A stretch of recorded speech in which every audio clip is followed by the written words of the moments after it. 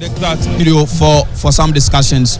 We'll come back as and when we have some more updates. Over to you.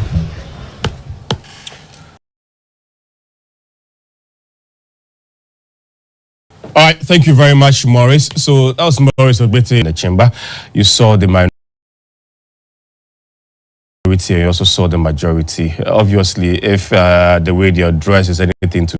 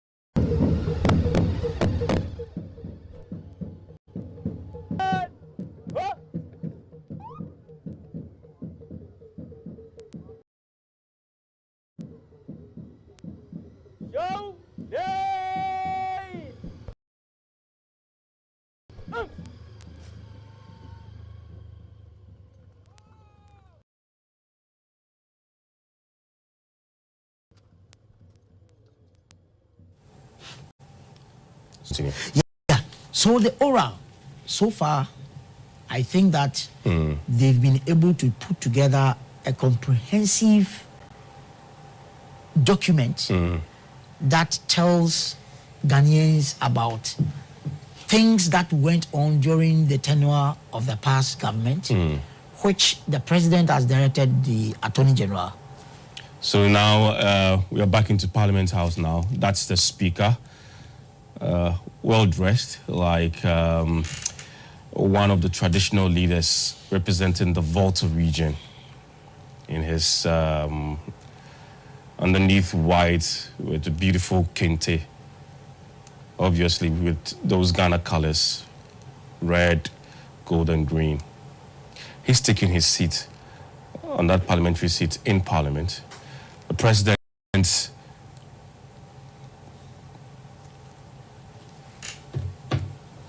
and by his side is the vice president.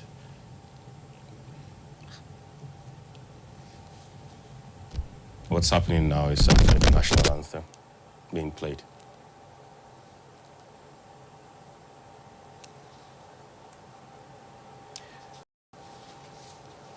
And for our listeners on radio, the president is in his usual fugu, the smock.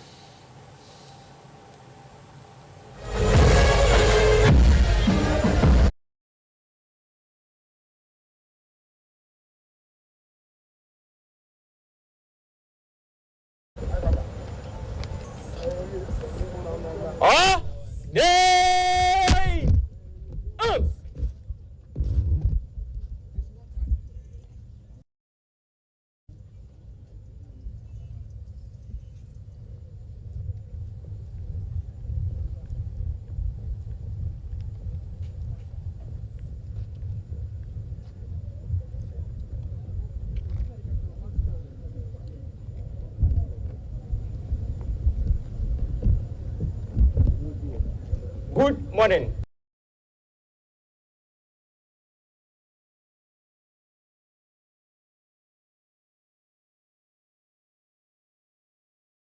Your Excellency, State 96 rank and file with the Ghana Navy Regimental Band in attendance, ready for your inspection. Naval Lieutenant Seshi Apeji Agbozo reporting. I, Your Excellency.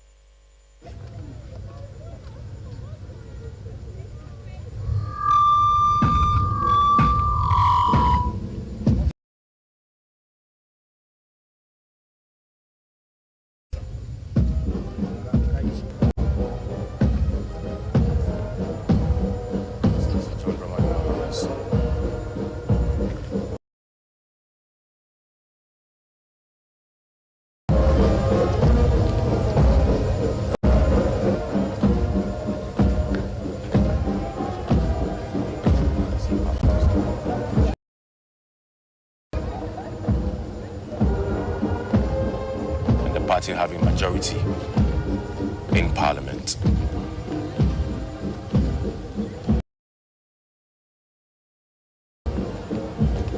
As part of the President's promise during the 2024 campaign and the election, he said that he was going to tell Ghanaians exactly what the situation is if then he actually won as president. And now he's actually the president, so the expectation is that he'll be letting us in into exactly what the true state of the nation is. Already he's given hints as to what he came to meet when he met the clergy at the Jubilee House a couple of days ago, when he described Ghana's economy, quote, a crime scene, unquote, coming from the president. So Ghanaians are actually expecting to hear a lot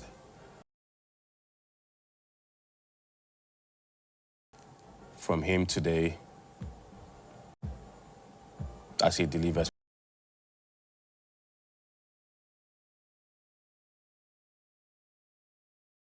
what's happening.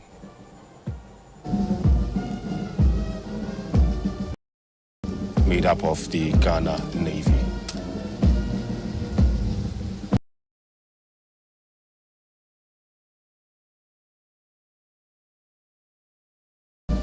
Parliament building itself, welcomed by the Speaker, the Majority Leader, and then the Minority Leader.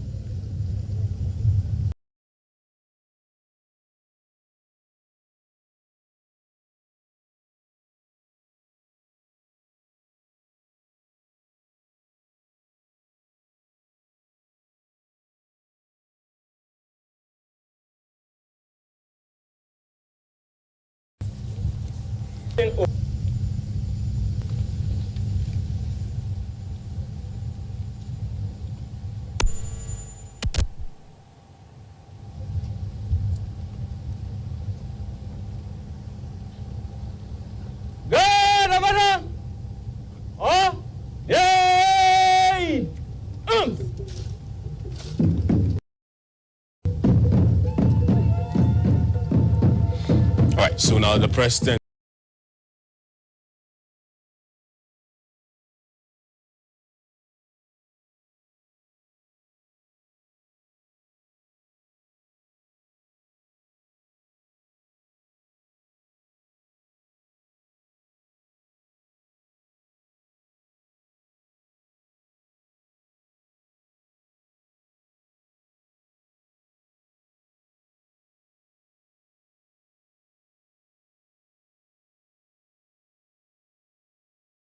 together with the Vice President.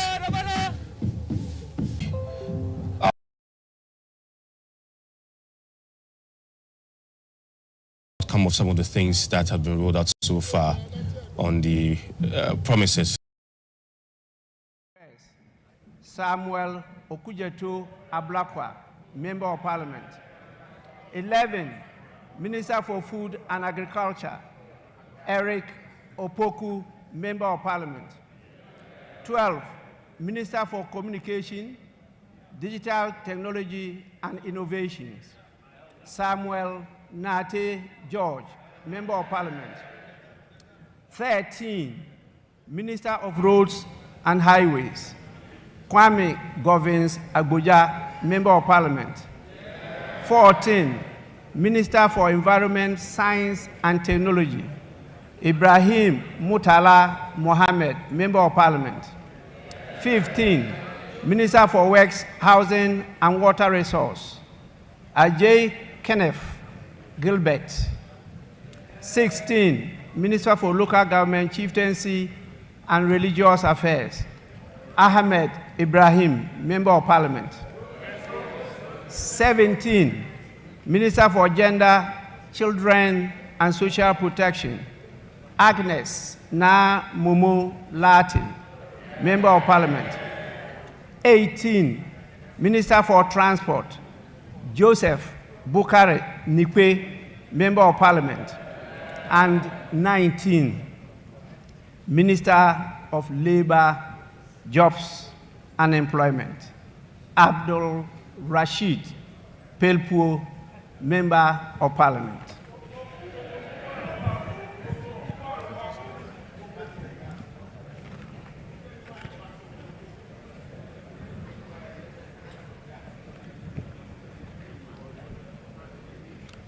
Honorable members, may I now invite the Honorable Majority Leader and the Honorable Minority Leader to join me to receive His Excellency the President and the Vice President.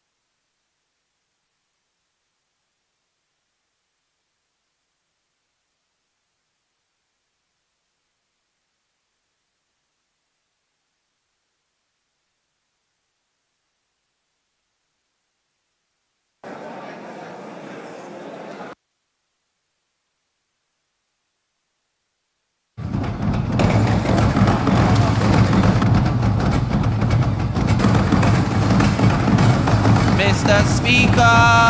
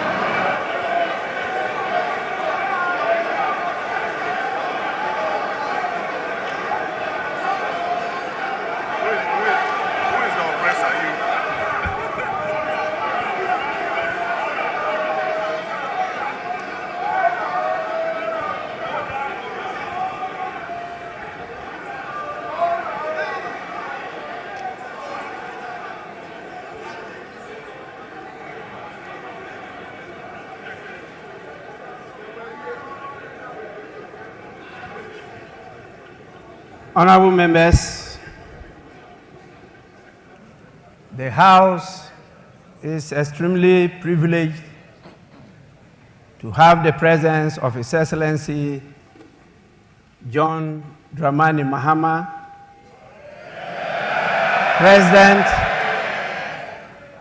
President of the Republic of Ghana and Commander-in-Chief of the Ghana Armed Forces in this August chamber.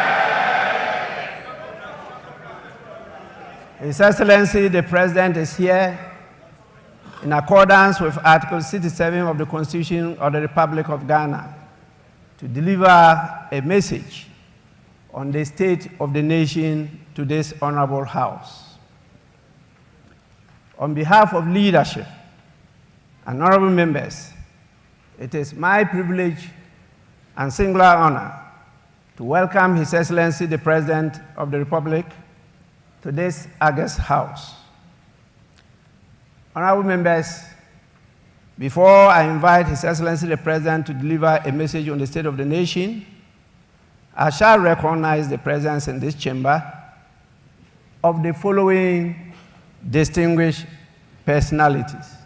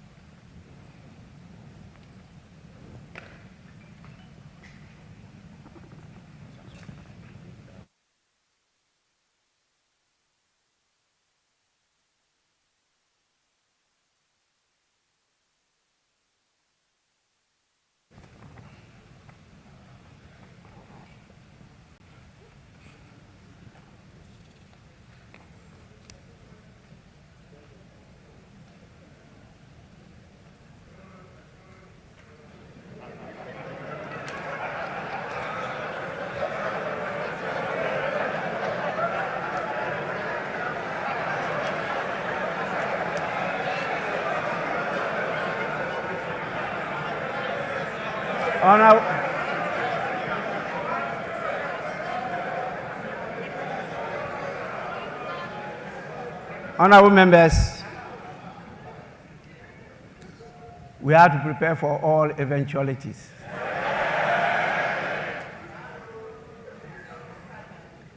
We have the following distinguished dignitaries with us. Definitely, after welcoming His Excellency the President, he is not here alone. He's present here with his spouse, by the name Her Excellency Dramani Mahama. We have the Vice President, Her Excellency Professor Nana Jane Opoku Ajiman.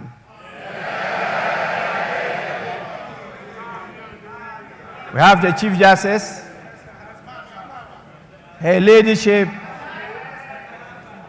Gertrude Tokonu.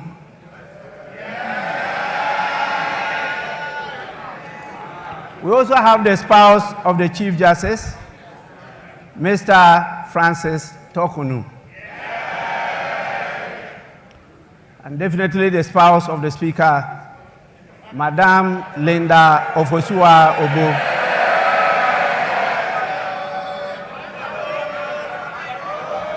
We have the Chief of Staff,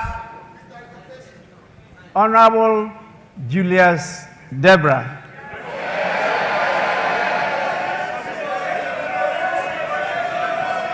And we have a number of our lordships, the justices of the Superior Court of Judicature with us here. We also have the chairman of the Council of State, our former Speaker, Right Honorable Eduardo Ajahu. And we have the former President, always present, His Excellency John Ajekum Kufuor.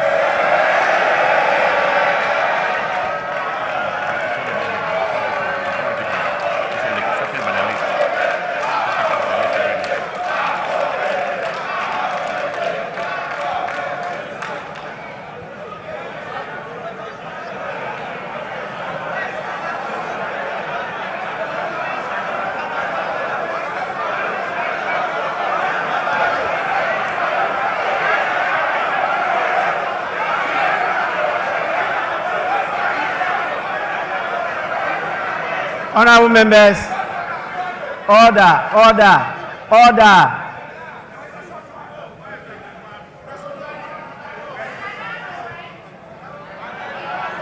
Honorable members, please, we are recognizing those present.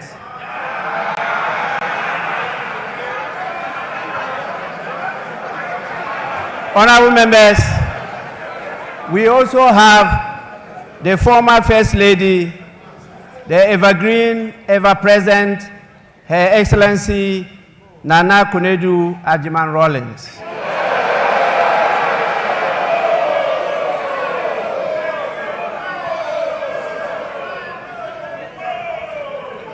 We have with us the National Chairman of the National Democratic Congress, Mr. Johnson Asedu Inketia.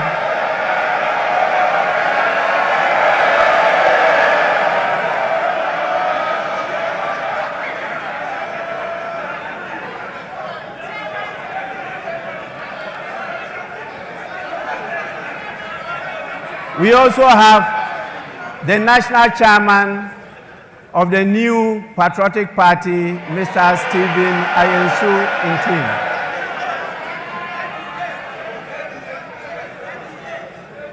We have the General Secretary of the National Democratic Congress, Mr. Fivi Viavi Kwete. And we have the General Secretary of the New Patriotic Party, Mr. Justin Frimpong Kodia.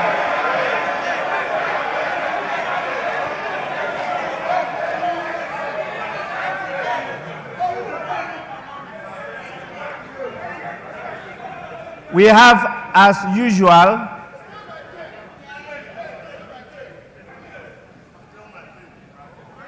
our Excellencies, the diplomatic corps of the various countries in Ghana.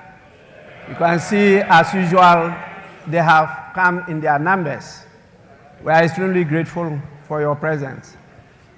And we have the couples, the heads of the various security services with us. And we have our revered chiefs, queens, and queen mothers with us here. And the various heads of all the religious bodies we have in this country. We'll also have the former clerk to Parliament, Mr. Emmanuel Anyimedu, and the recently outgone former clerk to Parliament, Mr. Cyril Kwabena Oteng Insia. Honorable members, in the meantime, this is the list of the dignitaries that I have who are present here with us. May I now, on your behalf, and with the greatest pleasure, invite His Excellency the President to deliver his message. Your Excellency, you may do so now.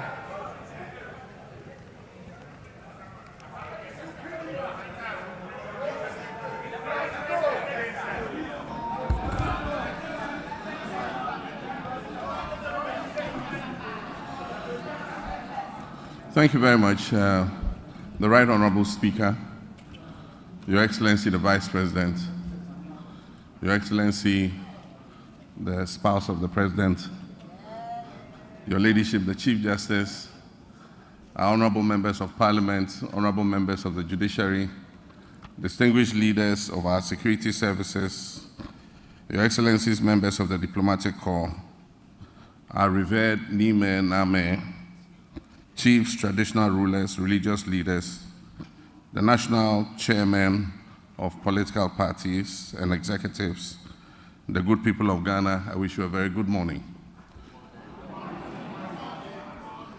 Mr. Speaker, Article 67 of the 1992 Constitution requires that the President address the people of Ghana in whom sovereignty resides on the state of the nation. About 30 years ago, in 1996, I took my first steps in public service when I was elected to this august House as the Member of Parliament for the Bole Bamboy constituency. For 12 memorable years, I forged many enduring friendships and alliances while working with colleagues from both sides of the House to shape Ghana's legislative agenda and advance the development of our beloved country, Ghana. It has also been nearly a decade since I said goodbye to this House after delivering what many, including myself, thought at the time would be my final address to Parliament. God Almighty, Providence, and the unpredictability of life have summoned me here once again.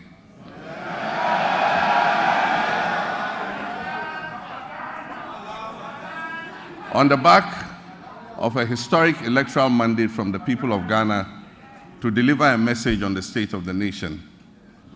That mandate came with an unprecedented majority in Parliament.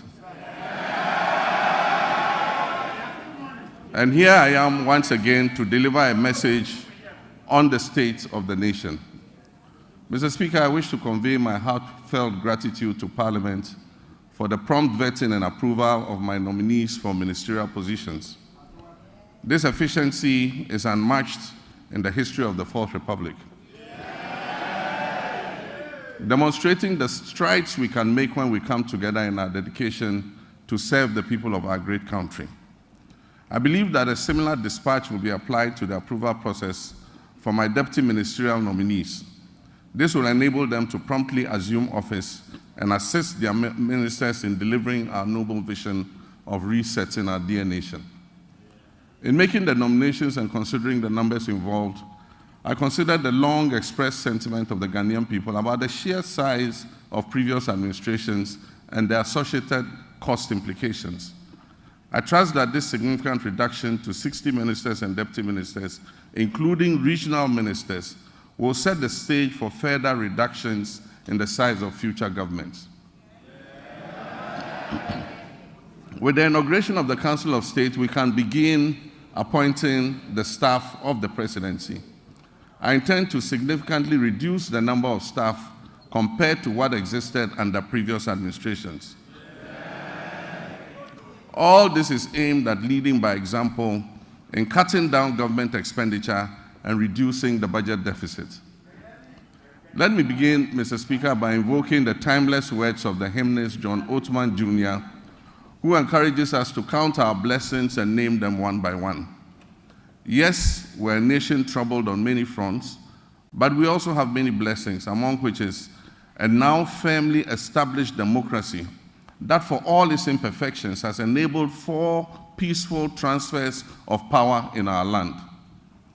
Nestled in a sub-region that is often plagued by strife and political instability, there's a good reason to take sober satisfaction that these successful, peaceful power transfers have become routine. Mr. Speaker, 50 days ago, I took the solemn oath to assume leadership of this country and serve with truth and humility. This was preceded a month earlier by a watershed election that promised to revive our nation's fortunes and give us a new lease of life. The election result gave us an important opportunity to change course and move off the slippery slopes our country had been descending that had caused so much economic pain, suffering, and grief to our people.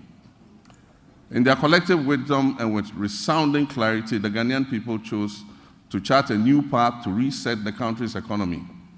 And through their votes, they made it clear that they will henceforth demand the highest standards of governance from those they put in positions of leadership. The good people of Ghana elected me to office with a historic electoral margin of nearly 1.7 million votes.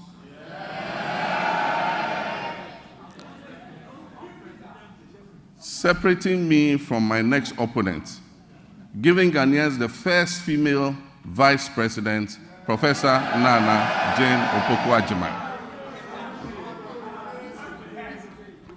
For the National Democratic Congress, NDC, that resounding victory is a selfless call to duty from a people who are tired of years of economic hardship and poor governance. That call therefore places an obligation on us and all who serve, including legislators from both sides of the House, to do our utmost with decency and humility to change the circumstances and the state of our country. Mr. Speaker, as I stated earlier, Article 67 of the 1992 Constitution requires that I give an account of the state of our nation to Parliament.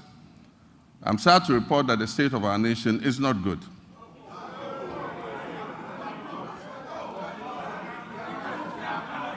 Our economy is in crisis, and our people are suffering unprecedented hardships. Mr. Speaker, we will host a national economic dialogue on March 3rd and 4th. On March 11th, the Minister of Finance, on my behalf, will present the budget estimates for the financial year 2025 to this August House. These 2 events will allow us to present the real state of Ghana's economic crisis to the people.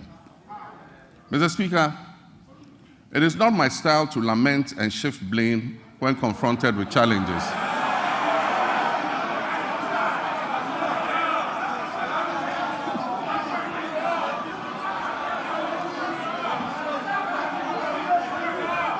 Mr. Speaker, it's not my style to lament and shift blame when confronted with challenges.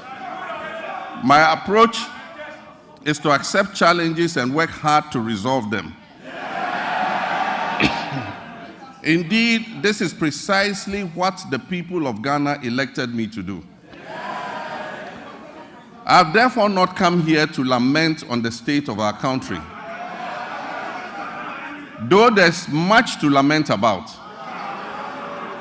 I understand why I was elected with such high voter confidence, and that is to solve Ghana's problems. With your permission, Mr. Speaker, and within the constraints of time, I'll take the liberty to elaborate on how we intend to address the numerous challenges facing us as a nation. Yesterday, February 26, 2025, marks exactly 10 years since I stood in this chamber, at this very spot, to declare my determination to fix Dumso, a legacy problem of power shortages. And Mr. Speaker, I fixed it. Yes, I promised to fix it, and I did. And I wish to place firmly on record that from January 2016 until I handed over the administration of this country on January 7, 2017, there was no power rationing or load management in Ghana. Mr. Speaker, today, inspired by the Almighty God and propelled by the massive mandate given to me by the good people of Ghana, I am moved to make a similar purposeful and bold declaration that I, John Dramani Mahama, I will fix the economic crisis confronting our country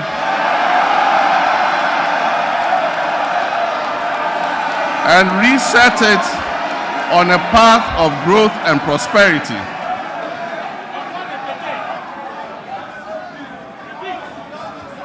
That I will fix the economic crisis confronting our country and reset it on a path of growth and prosperity.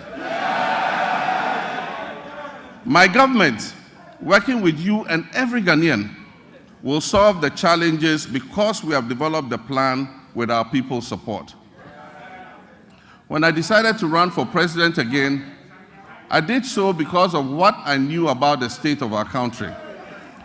I was aware that huge problems awaited me upon assumption of office, but nothing could prepare anyone for the reality of the depths to which our economy and our governance had sunk. Our elders say that a frog's true length can be ascertained only after it has died.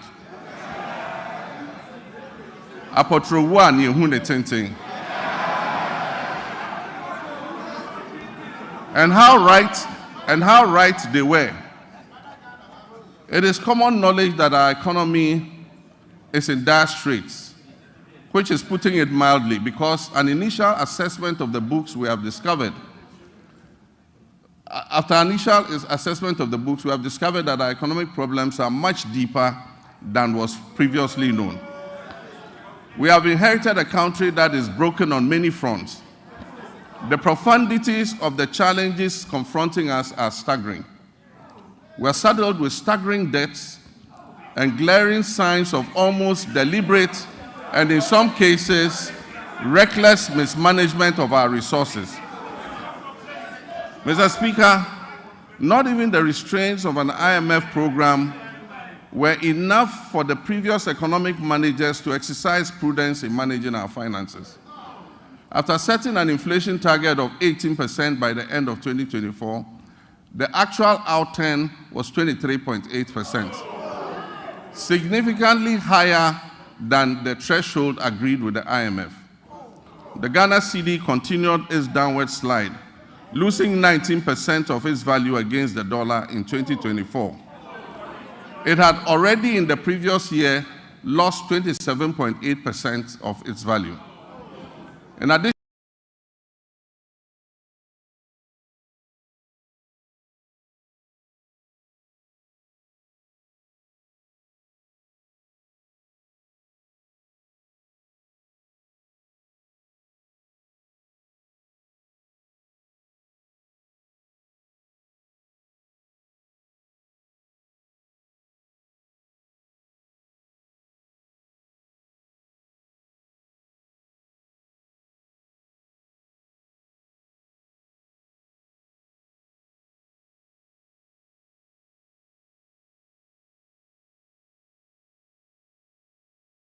to the public debt, which amounts to a staggering $700, sold at $2,600 per ton. As a result, the then management of Cocoa Board rolled over these contracts into the 2024-2025 season. Honorable members, Mr. Speaker, this implies that for every ton of cocoa delivered this year, in fulfillment of the rollover contracts, Cocoa Board and Ghanaian farmers are going to lose $4,000 in revenue. Mr. Speaker, as I address this honorable House, Cocoa Board has supplied 210,000 tons out of the rolled over contract, resulting in a revenue loss of $840 million for both Cocoa Board and the Ghanaian farmer. Mr. Speaker, Cocoa Board and the Ghanaian farmer will lose another $495 million by the time the board finishes supplying the remaining rolled over contracts. Additionally, Cocoa Road commitments alone total 21.7 billion cedis, of which only 4.4 billion is included in the total debt of 32.5 billion.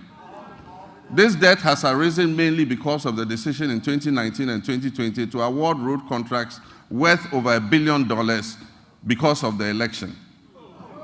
Mr. Speaker, the energy sector faces significant financial challenges, primarily due to collection and system losses, non-compliance with the cash waterfall mechanism, and legacy debts. The financing shortfall has risen considerably to approximately $2.2 billion, or 34 billion Ghana cedis for 2025. And urgent measures will be needed to reduce it to sustainable levels and ultimately eliminate it. The financial sector continues to struggle despite the reportedly spending of $29.9 billion on the financial sector cleanup exercise up to date. Scant reserves were also left for debt servicing, despite implementing what may be considered the most severe and distressing economic policy in the annals of the Fourth Republic, if not in the entirety of our nation's history. And I'm referring to the domestic debt exchange program. This is in stark contrast to our actions in 2017 before we left office, when we allocated $250 million to the sinking fund handed over to the incoming government to service debts, Ghana's debts. There have been claims that buffers were left for debt repayments, oncoming debt repayment this year. Mr. Speaker, honorable members, let me give you the statement of account for the debt service reserve account, which is also popularly referred to as the sinking fund. This fund shows a balance of only $64,000 in the dollar account, $64,000 in the dollar account, and 143 million Ghana cedis in the CD account. The repercussions of the accumulation of debt and economic mismanagement will require extensive work and sacrifice to repair.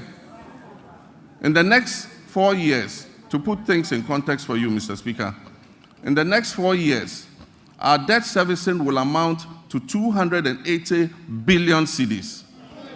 And this comprises of 150 billion for domestic debt and 130 billion in external debt servicing.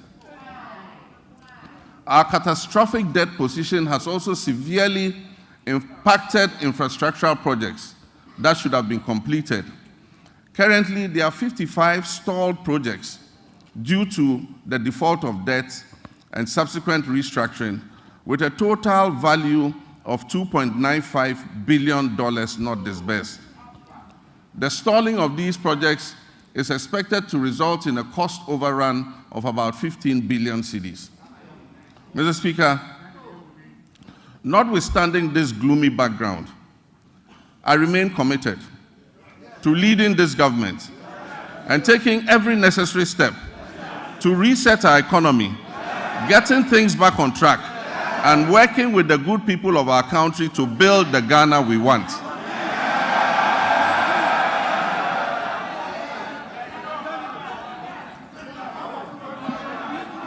Mr. Speaker, we are doubling our efforts to complete all outstanding structural reforms. Through the budget, we will implement corrective measures to restore fiscal discipline and debt sustainability. We're also working hard towards completing the upcoming fourth review of the IMF-supported program. The review is scheduled from April 2nd to April 15, 2025, and the IMF Executive Board is expected to approve it in June of this year.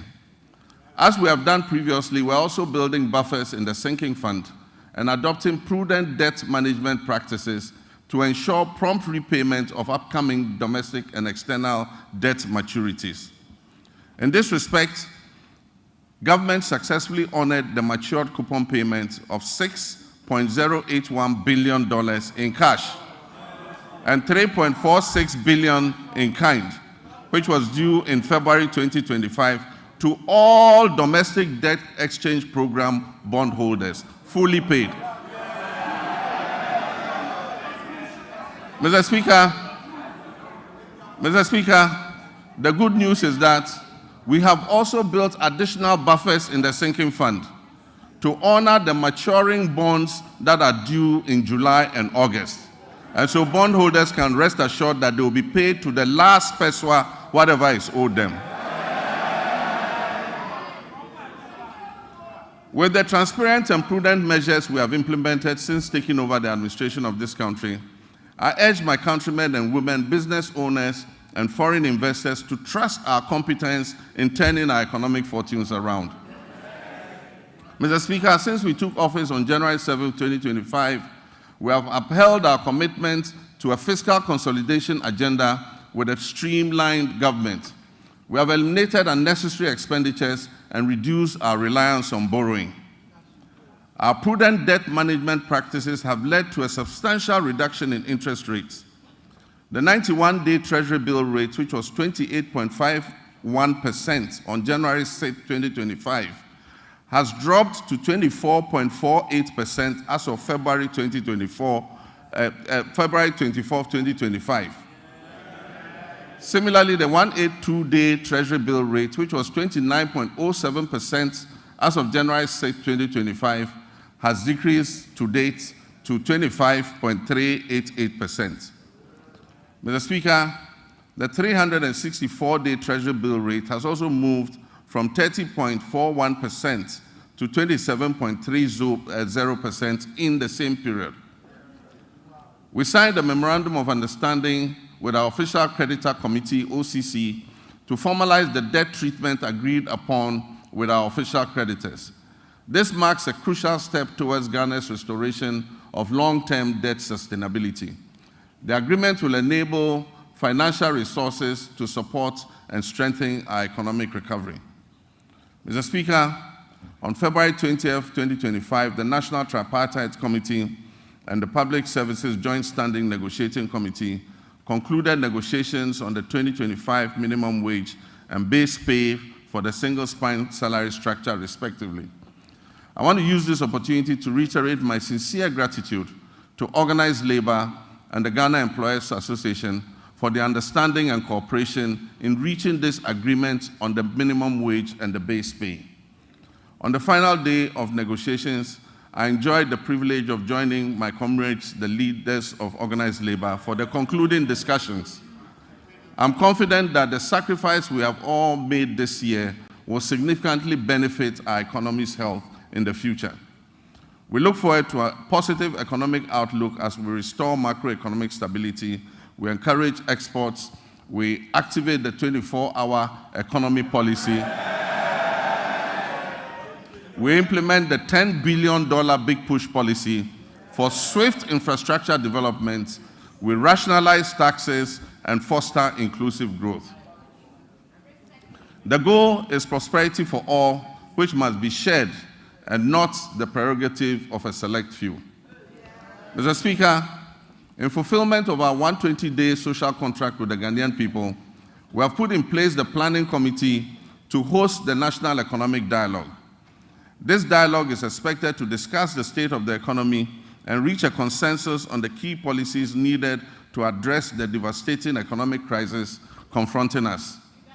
It will support the development of a homegrown fiscal consolidation program, and it will highlight key structural reforms and policy priorities essential for resetting the economy and creating prosperity for all our people. I believe there's absolute wisdom in what our elders say, that two heads are better than one. Tikro and Kwejina. Consultation and consensus building have always proven to be better than unilateral decision-making. It is my hope, therefore, that our colleagues on the other side of the divide will display love of country and participate in this national dialogue, unlike the boycott of the Senchi Forum in 2014.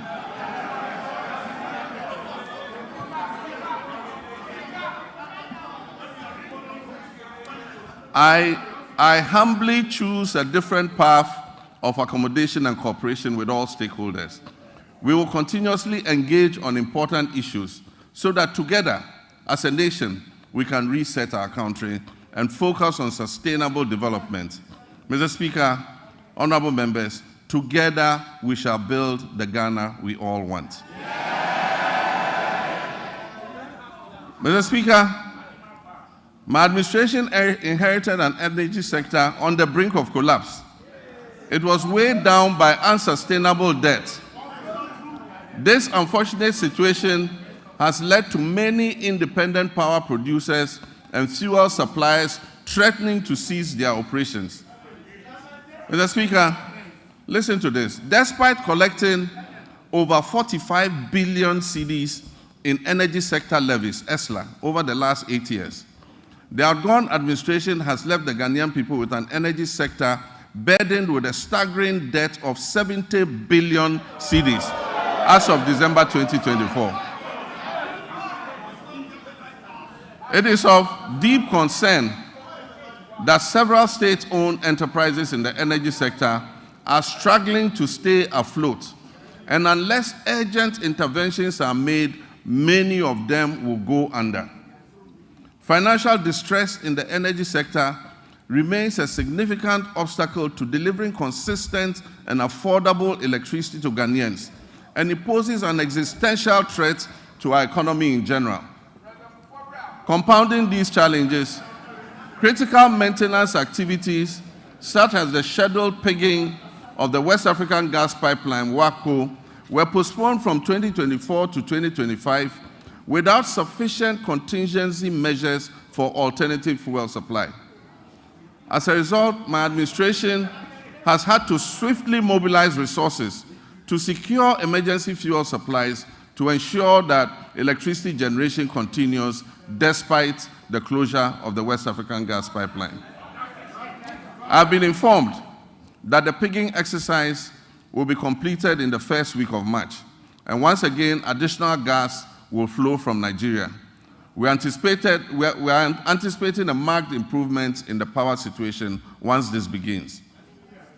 While the current state of our energy sector poses grave concerns, we must remain resolute in our commitment to restoring stability.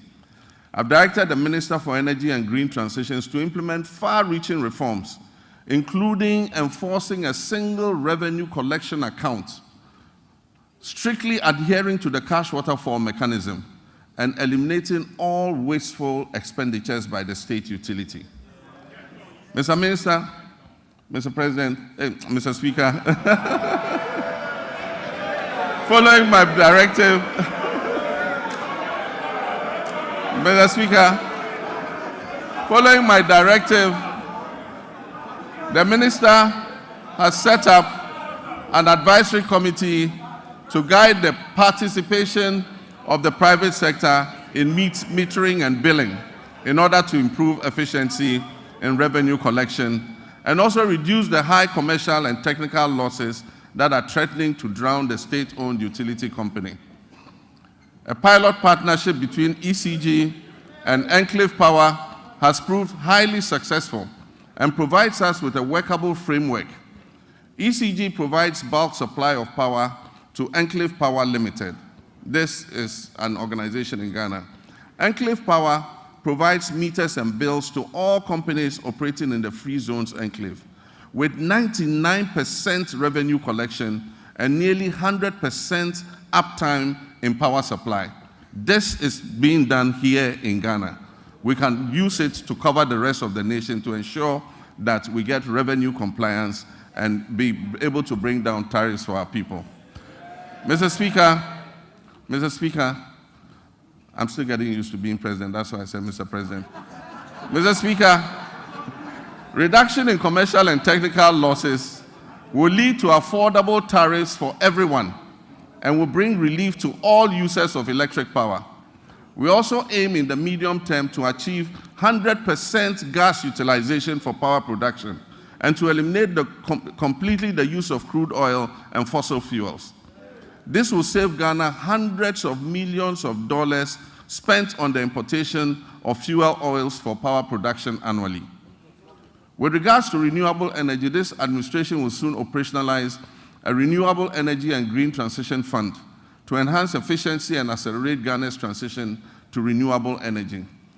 This initiative will drive investments in sustainable energy solutions, including solar streetlights, rooftop solar installations, off-grid solar systems, electric vehicle charging stations, and rechargeable outboard motors. These measures will reduce dependence on the national grid and position Ghana as a leader in Africa's green energy transition. Mr. Speaker, Ghana's petroleum sector has witnessed a precipitous decline, with crude oil production sinking by more than 32%. This has resulted from the high opacity levels, a very hostile business climate, and excessive political interference in the sector, culminating in most of the major oil companies exiting and stalling all upstream activities. The decline in upstream activity is obvious to any person familiar with the twin cities of Sekondi and Takoradi. Just under a decade ago, these cities were the bustling epicenter of fabrication, logistics, service activity associated with the upstream oil and gas sector. Unfortunately, my recent visit reveals many shut down facilities and many businesses have packed and left the shores of our country. Hundreds of workers have been laid off and left unemployed. I wish to assure the good people of Sekondi Takoradi and indeed the whole Western region that we are going to breathe life back into your area.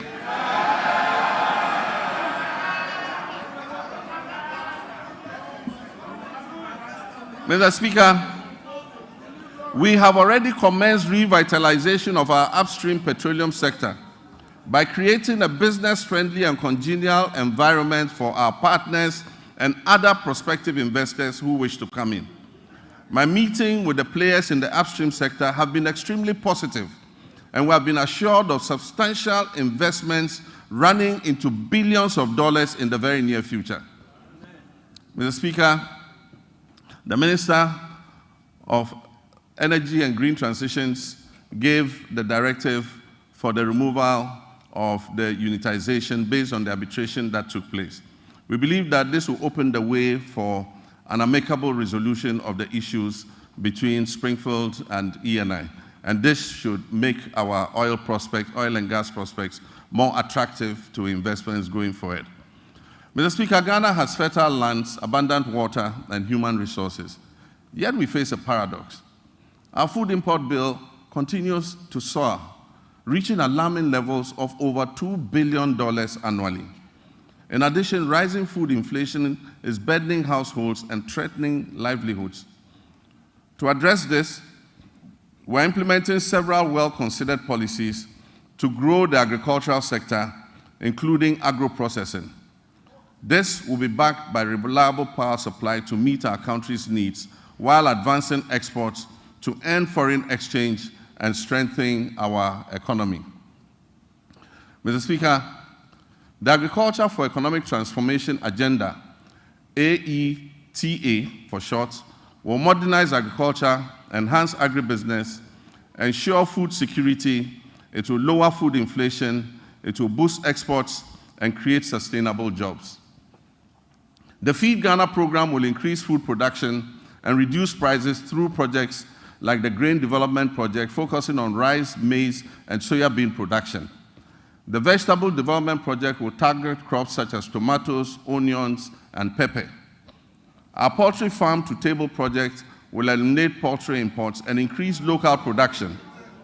Ghana imports 95% of its poultry needs, which costs over $300 million annually. To reverse this trend, government plans to revamp the poultry sector by investing in hatcheries, feed mills, processing, and distribution, working towards eliminating poultry imports. And this is a good one. The Nkukon Kitinkiti project.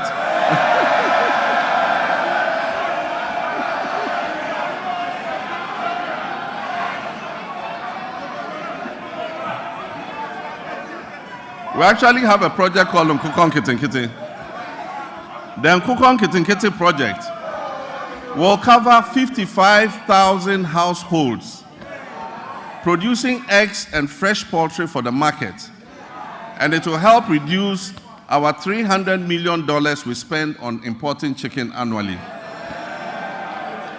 Mr. Speaker, to strengthen the connection between agriculture and industry, we will prioritize value addition, processing, and distribution.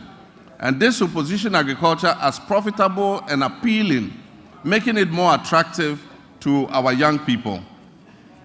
We will implement an Agri-Next program to facilitate access to land banks by young farmers, to connect graduates with opportunities in the agricultural value chain, and promote greenhouse agriculture among the youth. This initiative will benefit approximately 30,000 young people. Mr. Speaker, the Livestock Development Project will also address Ghana's reliance on imported meats by restocking breeding farms and increasing local livestock production, thereby creating jobs and boosting self-sufficiency. For years, access to mechanization, quality seeds, fertilizer, and extension services has been a major challenge to our farmers. To address this, government will establish our flagship farmers' service centers in every agricultural district, ensuring that farmers receive essential mechanization services and resources to improve their productivity and efficiency. Mr. Speaker, also in the fisheries sector, we implement strategic interventions to enhance productivity and sustainability. Key among these initiatives is the continued enforcement of measures to curb illegal, unreported, and unregulated fishing, which threaten our marine biodiversity and the livelihoods of our hard-working fisherfolk. We have intensified surveillance and monitoring operations, bolstered by the deployment of modern technology and strengthened collaboration with our key stakeholders. In the last month, we have expanded the supply of subsidized premixed fuel to support artisanal and industrial fishers, ensuring affordability and availability. We'll also invest further in modern fish landing sites and cold storage facilities to improve post-harvest handling and thereby reduce losses and enhance the quality of our fish products. Aquaculture development is a key focus of our administration. We'll provide financial and technical support, especially to young fish farmers, increasing fish production and reducing our dependence on fish imports. To increase the value addition in this sector, we'll encourage the establishment of fish processing facilities, create more jobs, and boost exports. Our commitment to supporting women in the fisheries sector remains steadfast as we implement the programs to empower female fish processors and traders with financial capital and capacity building initiatives. While we work hard to fix the economy and provide jobs in all sectors, including agribusiness, one of the biggest crises we face in this country is youth unemployment. Youth unemployment has led to despair and frustration. The latest estimates show that up to 2 million of our young people are unemployed. This poses a major security risk for our country and requires urgent attention. To bring much needed focus to the desperate and widely scattered youth employment programs and to ensure stricter accountability in their implementation, I have set up the Ministry for Youth Development and Empowerment in furtherance to the promise I made in the campaign. This ministry, that is the Ministry for Youth Development and Empowerment, is mandated to formulate, coordinate, and monitor policies and programs to promote youth development and empowerment in this country. Mr. Speaker, as part of our Operation Recover All the Loot policy,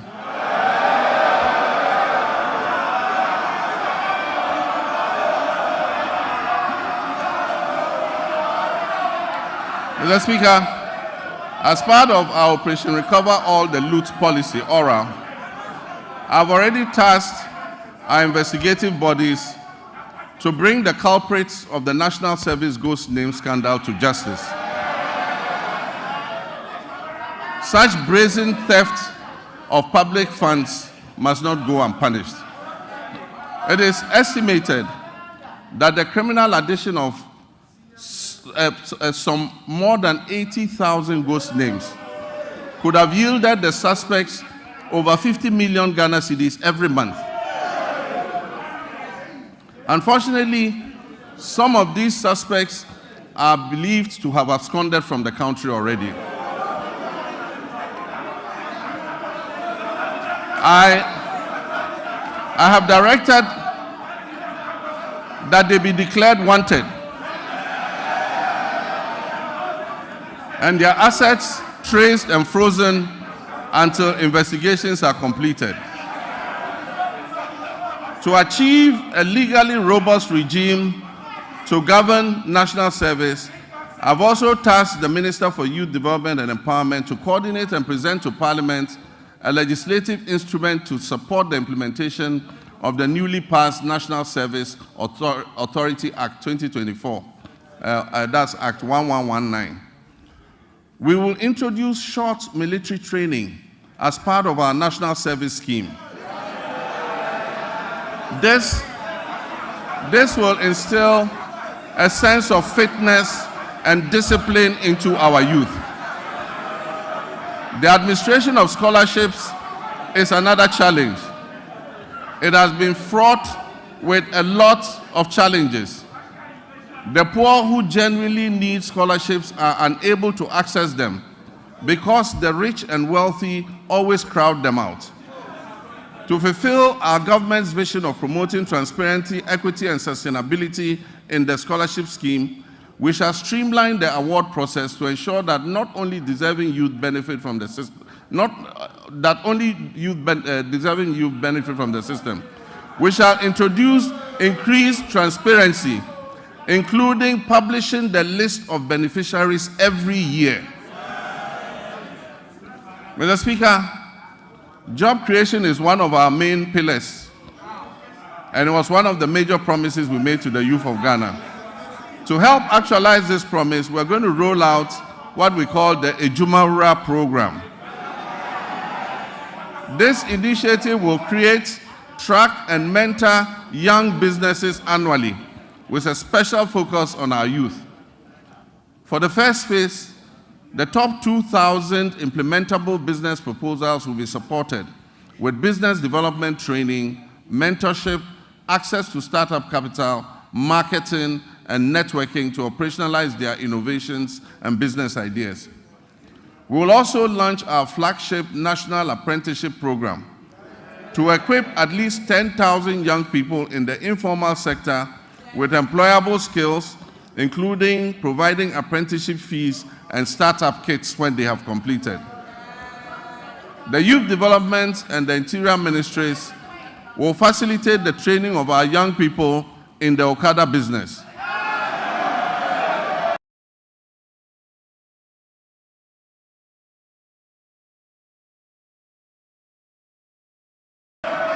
In areas such as road safety regulations and digital skills, as well as facilitating the acquisition of motorbikes. We will introduce electric motorcycles on a high purchase scheme to eliminate the use of petrol and make their businesses more profitable. Mr. Speaker, Her Excellency the Vice President's Empowerment for Women and People with Disabilities program will also be launched this year. The program will target women and people with disabilities and other vulnerable groups to build their capacity and offer them access to finance to create their own jobs. Mr. Speaker, The Ministry of Communications, Digital Technology and Innovations will also focus on developing youth IT skills and fostering innovation. Under the 1 Million Coders program, young people receive training in coding, web app development, digital marketing, and other digital skills. This initiative aims to equip them with the necessary skills for employability in the digital ecosystem.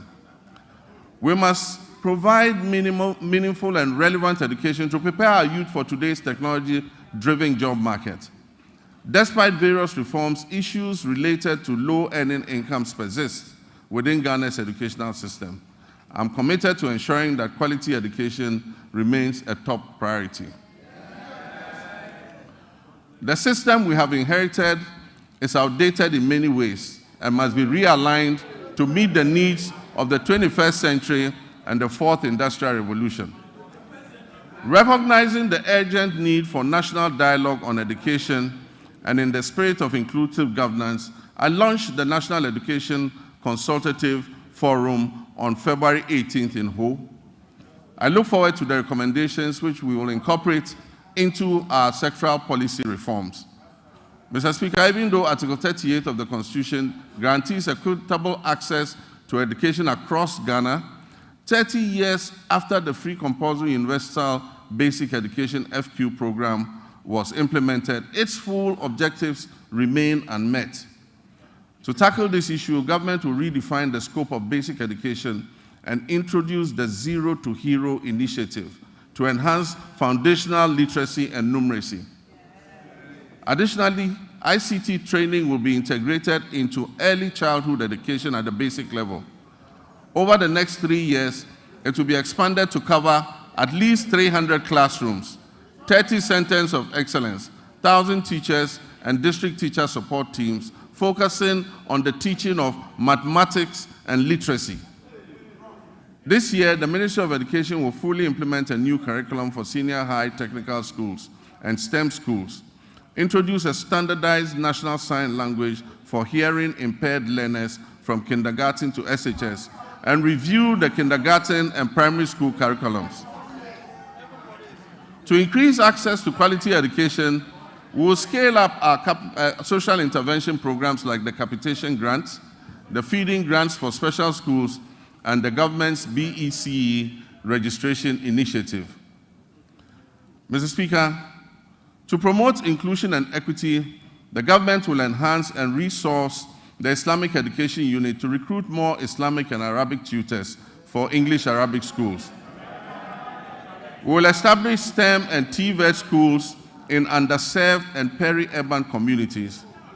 We will provide scholarships to brilliant but needy students in deprived communities, especially for study in law, medicine, and engineering. We will support Islamic colleges of education with infrastructure and logistics, and will enroll youth in Zongo and deprived urban communities in the National Apprentice Program and offer free technical and vocational training. Mr. Speaker, it is important to continue to retain and motivate our teachers in all schools, especially in the rural areas. Government will begin plans for the implementation of the 20% allowance for teachers who agree to serve in rural schools. District assemblies are going to be involved in this scheme to ensure that the teachers are present and teaching in the schools that are selected. This scheme will reward such teachers for their sacrifices and ensure quality education nationwide, not only in urban centers. Mr. Speaker, as part of our Teacher Dabre initiative, the construction of teacher accommodation units to improve welfare and attract teachers to rural areas will commence this year. Mr. Speaker, no new school will be built in this country without teachers' accommodation.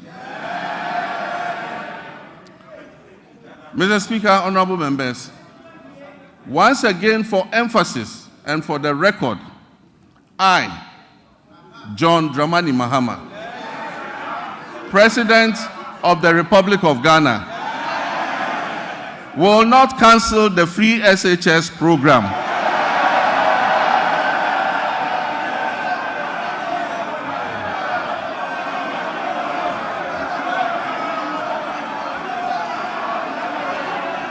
I will not cancel the free SHS program.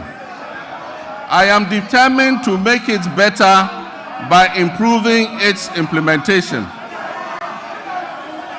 And also, for the record, students who have benefited from the free SHS since its inception are about 3.4 million.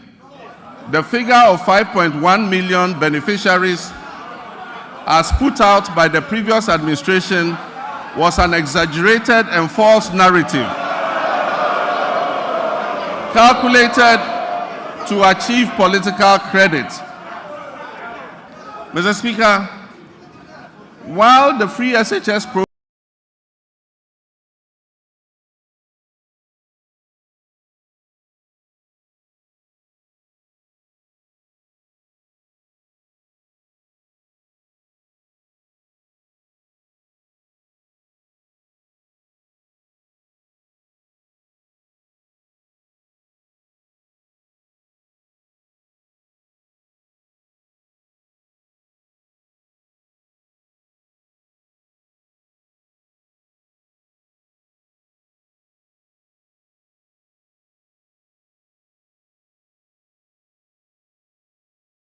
has improved access.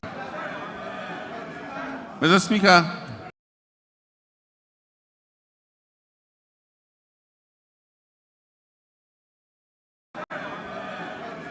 Mr. Speaker, the double track system remains a challenge, and we are committed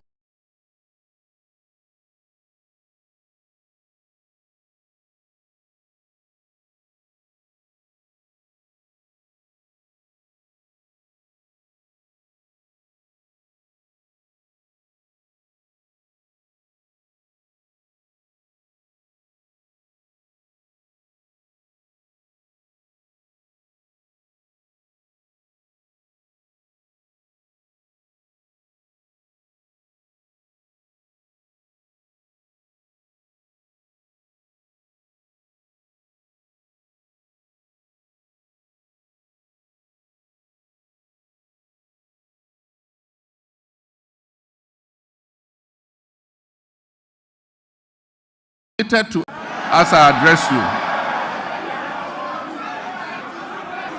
Mr. Speaker, efforts to decentralize school feeding and food management include strengthening procurement and store management records capacity. Once completed, food procurement and management will be fully handed over to the secondary schools to do their. Mr. Speaker, science, technology, engineering, and mathematics are central to national development, STEM.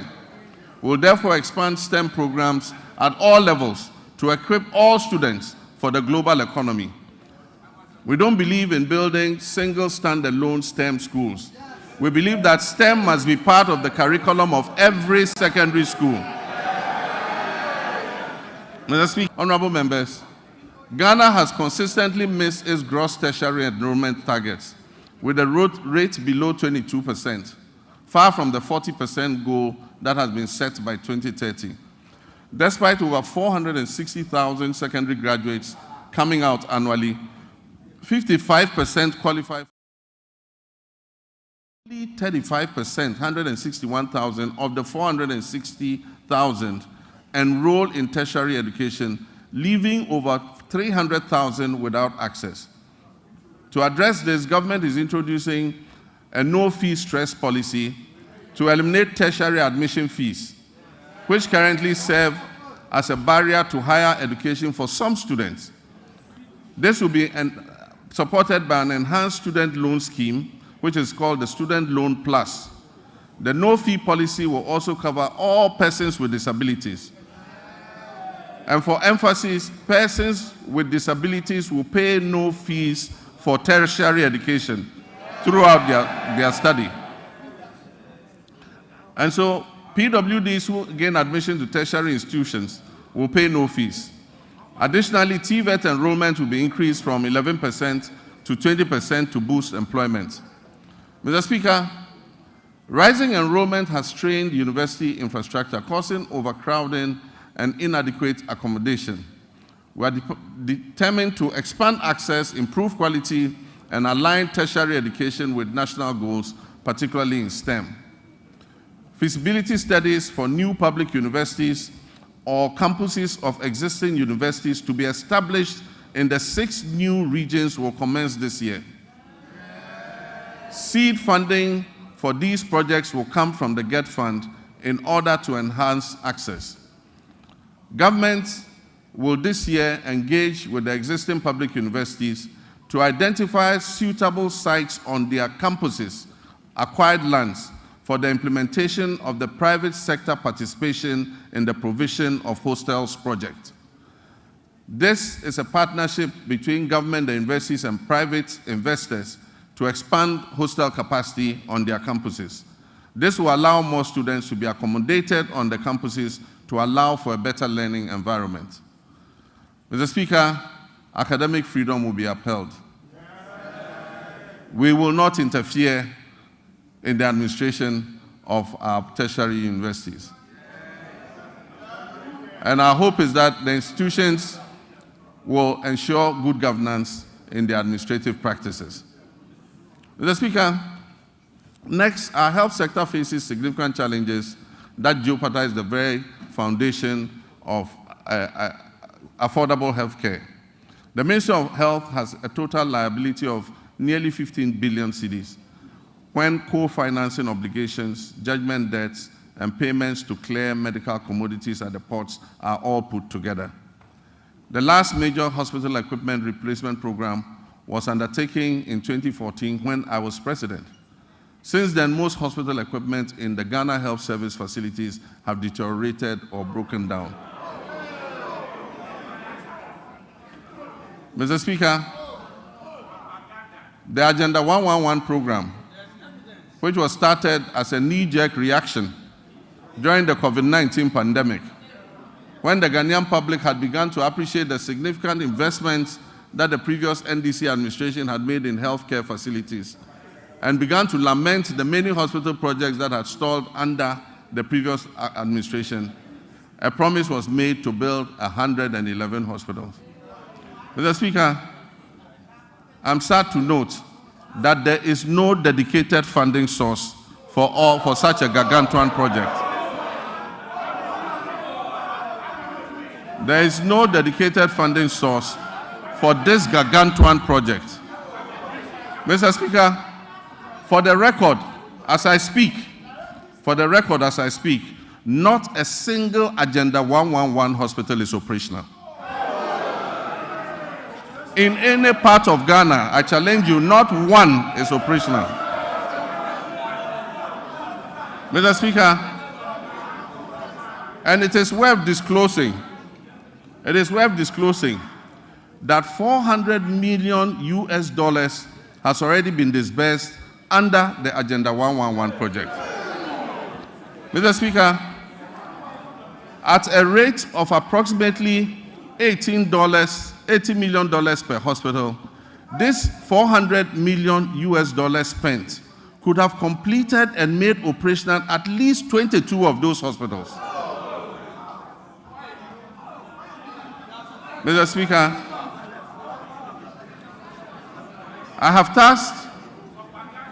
I believe that the money should have been focused on completing a number of hospitals and making them operational instead of spreading it over the current 111 hospitals. As I speak, some are at the foundation level and not a single one is operational. I have directed the Minister for Health to present us with a plan on the way forward for this program. And let me add that we are open to public-private partnerships and franchising to complete and operationalize these hospitals.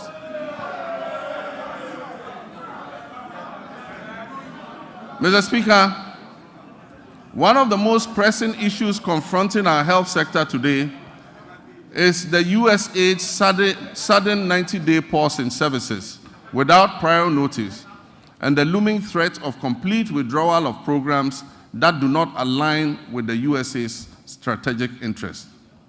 Programs that will be affected include the delivery of medical commodities to regional medical stores and health facilities in the Upper West, Upper East, northern, and savannah regions.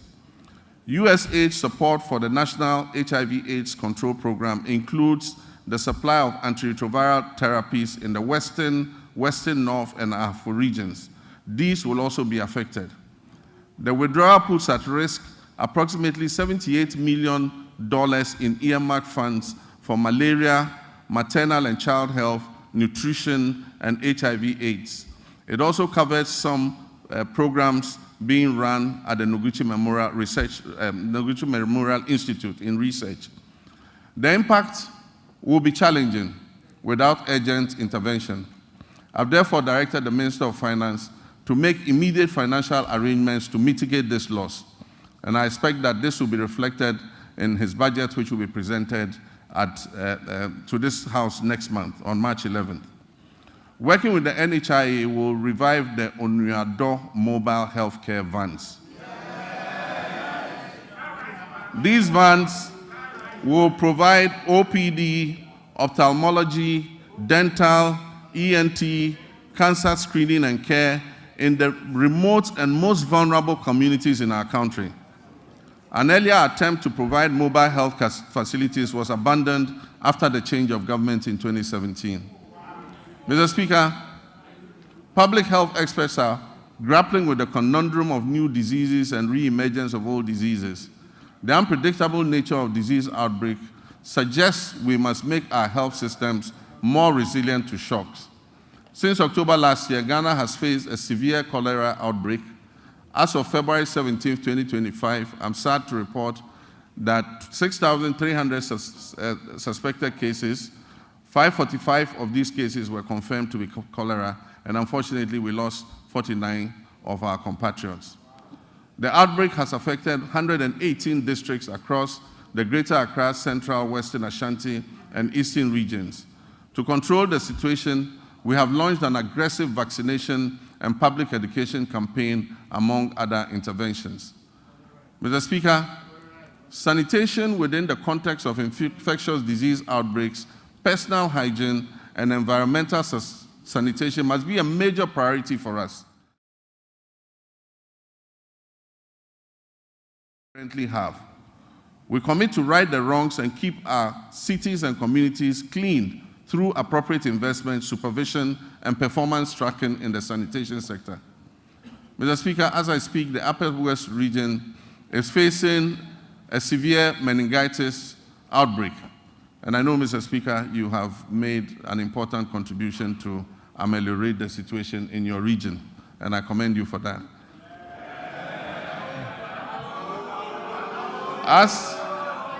As of February 17, 2025, 135 suspected cases of meningitis were reported. 22 of those cases were confirmed, and unfortunately, 16 deaths have been reported across 10 districts. We've instituted free treatment for affected persons and deployed a strong national team of health experts to encourage early reporting to health facilities of suspected meningitis. Mr. Speaker, as outlined in the 2024 manifesto of the NDC, my administration is actively developing the framework for the rollout of the free primary health care program.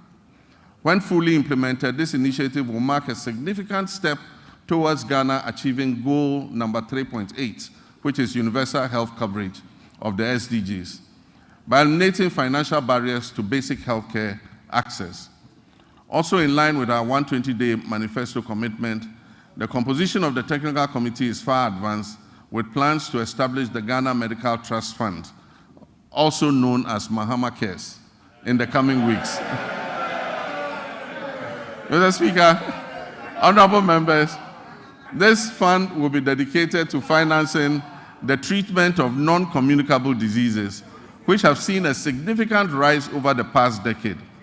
As part of this initiative, the government is committing to allocate financial resources towards this project in 2025, with further support to be mobilized from private sector partners to ensure the sustainability of the fund.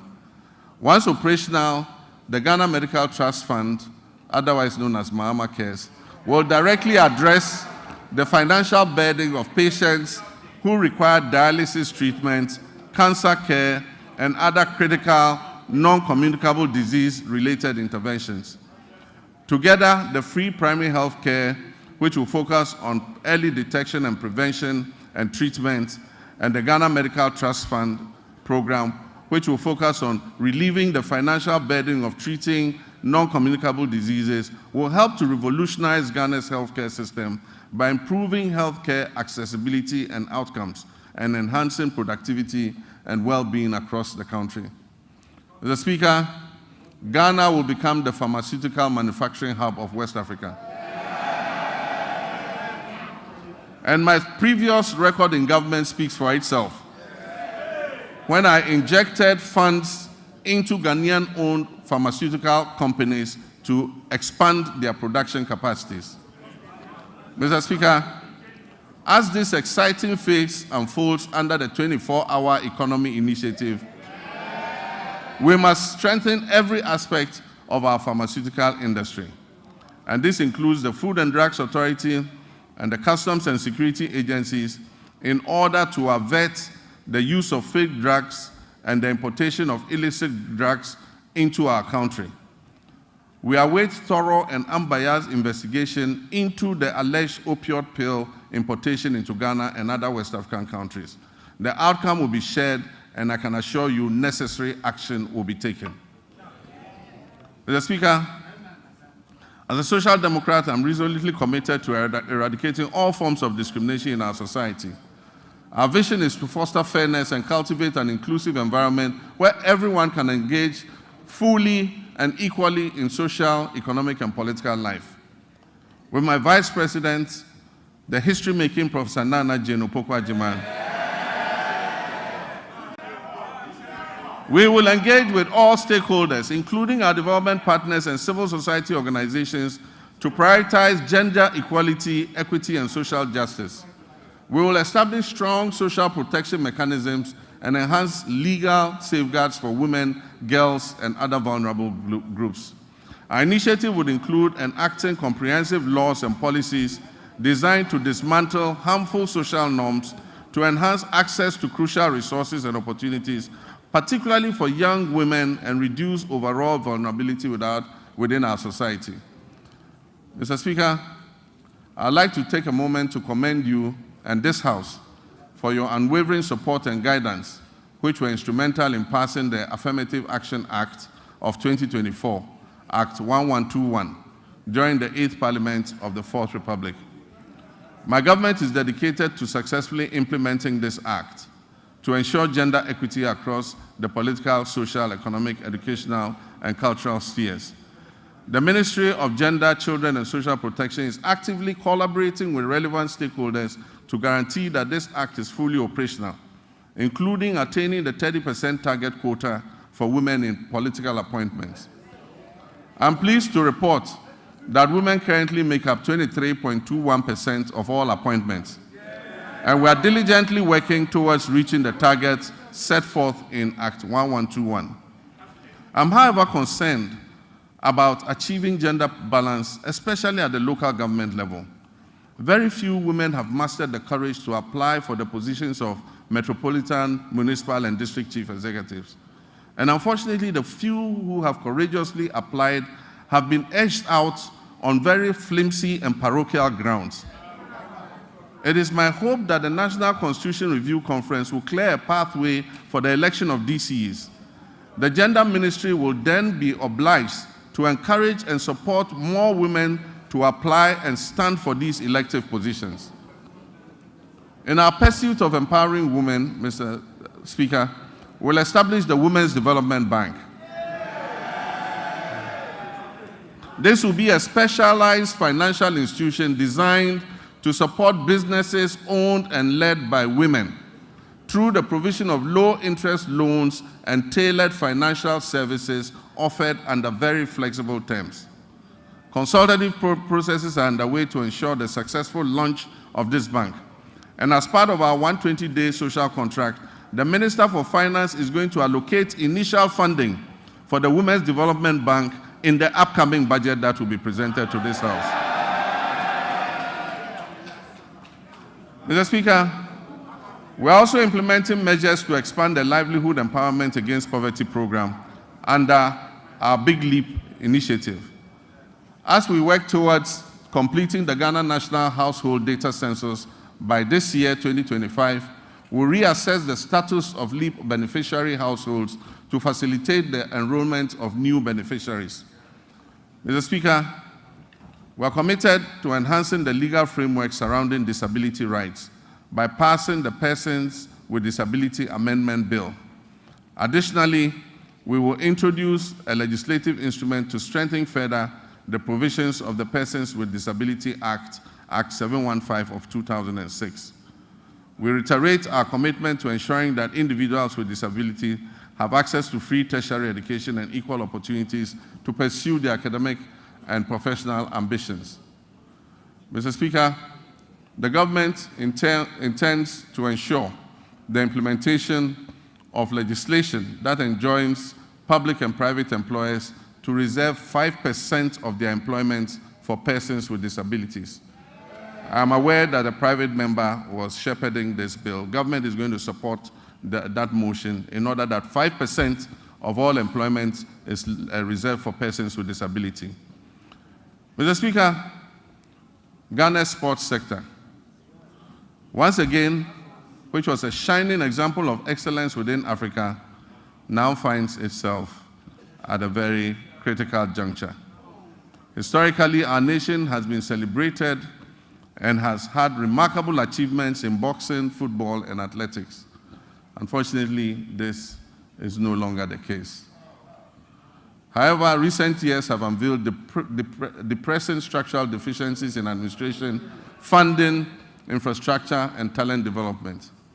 Immediate and comprehensive reforms are imperative to reclaim our rightful place on the global sports stage. Mr. Speaker, we will develop a comprehensive national sports policy to align with international norms. This policy will be accompanied by an exhaustive review of the Sports Act of 2016, that is Act 934, and the rigorous enforcement of the Sports Regulations 2023 LI 2477. Infrastructure development remains paramount in our strategy. The government is committed to refurbishing existing national stadia, completing youth resource centers, and constructing new sports facilities in the new regions. We'll also prioritize community recreational facilities to foster greater participation in sports at the grassroots level. Recognizing the critical role of youth development, we're implementing a significant overhaul of grassroots sports with the establishment of the School Sports Authority. This body will oversee structured inter-school competitions and talent identification initiatives essential for nurturing future sporting champions. Over 60% of Ghana's elite athletes have emerged from these school sport programs. The ministry has now been renamed the Ministry of Sports and Recreation. To acknowledge the significance of recreation, we will launch a National Recreation Day. This will be a monthly initiative centered on community engagement alongside an annual National Recreation Festival. These initiatives will encourage keep fit activities and promote active lifestyles. It will promote traditional games and strengthen community bonds. Next month, the senior national team, the Black Stars, which is now a pale shadow of its former glory, will play 2 World Cup qualifying matches. I've instructed my office and the Minister for Sports and Recreation to hold the Ghana Football Association accountable to the people of Ghana as we prepare for these games, especially regarding the budget of the FA. There will be no secrecy in how much the government spends on the national teams. The budgets presented by the FA and other sports associations must be known by the public. After all, it is the taxpayers' funds that are used to fund these activities. Expenditure and waste reduction applies to all sectors of the economy, including the Ministry of Sports and Recreation. Mr. Speaker, tourism, culture, and creative arts remain vital cornerstones of our national development strategy, playing a significant role in job creation, cultural exchange, and economic growth. In recent years, the ministry has launched transformative initiatives to position Ghana as a premier global destination, and this is positive. These positive initiatives aim to harness the country's rich cultural heritage, natural beauty, and our dynamic creative sector. Our flagship initiative, the Black Star Experience, aims to establish Ghana as the gateway to Africa for the global diaspora, featuring thoughtfully curated cultural, historic, and creative arts experiences in collaboration with the private sector, diplomatic missions, ministries, departments, and agencies. Our aim is to position the Black Star Experience as a uniquely Ghanaian tourism brand. The Pan-African Month will be a part of the Black Star Experience. It will include street carnivals, a film week, a fashion festival, a food fair, theatrical and drama performances, concert party competitions, and monthly domestic tourism destinations. We will strategically promote meetings, incentives, conferences, and exhibition tourism to diversify our tourism offerings. Ghana's peaceful and democratic environment positions us as an attractive hub for international summits, business conventions, and high-profile gatherings. We must capitalize on this unique advantage to maximize our benefits and strengthen our reputation as the country that is closest to the center of the world. We're also committed to revitalizing the Accra Marine Drive project, a significant urban redevelopment initiative which was designed to transform approximately 241 acres of Accra's coastline into a vibrant tourism and economic hub. Although the cabinet approval for this vital project was achieved during my presidency in 2016, progress has stalled. We will reassess the work completed and take decisive action to bring this all-important project back on track. We will develop the Osu Castle, the former seat of government, and the area around it as a tourist attraction. It will have a pedestrian precinct with arts and craft markets, jewelry, and gold markets. This approximate 22-acre land will become a destination for tourism. Mr. Speaker, our road network is the cornerstone of our nation's infrastructure, facilitating over 90% of the transportation of goods and services across this country. This vital network is critical in supporting agricultural growth by linking farmers to markets, lowering transportation costs, and ensuring quicker access to essential supplies and services. The resulting interconnected benefits foster a vibrant economy and enhance the livelihood of countless of our citizens. Mr. Speaker, while the previous government has made lofty claims about achieving unprecedented milestones in the road sector, available evidence does not support its assertion that it constructed over 13,000 kilometers of new roads. Instead, it has perpetuated a narrative that presents road maintenance and rehabilitation efforts as new construction projects, misleading the public about what has been achieved. The proportion of poor roads has increased, especially in urban centers, where the number of roads in disrepair surged from 46% in 2015 to almost 60% by 2021. Therefore, Mr. Speaker, our road sector is in crisis, mainly due to years of mismanagement. As many as 85% of awarded contracts in the road sector have stalled, and the contractors have stopped work due to non-payment, and most of them have parked their equipment off-site. Mr. Speaker, as of December 2024, unpaid bills owed to contractors in the sector exceeded 20 billion Ghana cedis for work that had been carried out between 2018 and 2024. For instance, the Ghana Road Fund obtained a loan of 600 million Ghana cedis in March 2018 to refinance outstanding debts and borrowed an additional 1.2 billion Ghana cedis from a syndication of banks in November 2019. Alarmingly, upon assuming office, the Ghana Road Fund still had outstanding payments, including some as low as 2,000 Ghana cedis, dating back to 2018. Current commitments for road projects that are unpaid currently stand at an astonishing 105 billion Ghana cedis. Despite these considerable challenges, this government remains steadfast in its commitment to prioritize vital infrastructure projects that address the pressing backlog of poor roads. Our strategy will be anchored in executing our flagship initiative under the Big Push program. The Big Push will see major rehabilitation of many key roads in the feeder roads, urban roads, and highway sectors.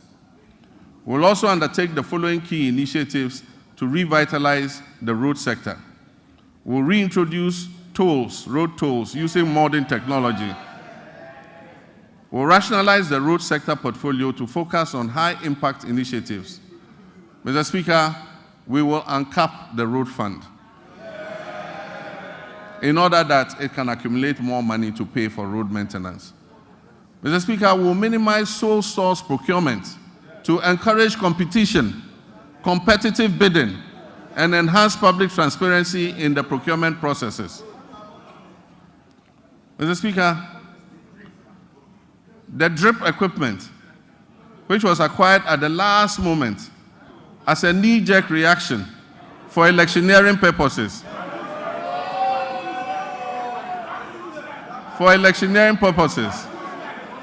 will be reorganized into regional mobile maintenance units to provide emergency road works in the regions.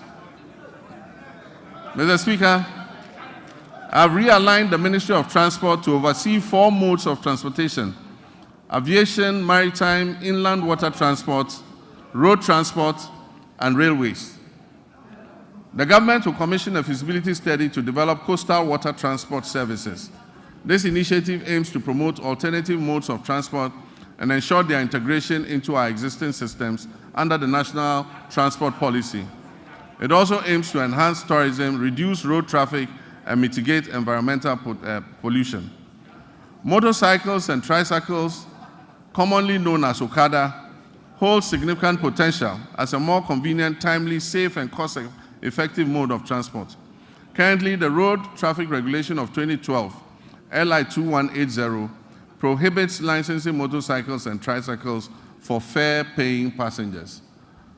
As part of our government policy, the Ministry will amend the regulatory framework to regularize the use of motorcycles and tricycles for commercial passenger transport.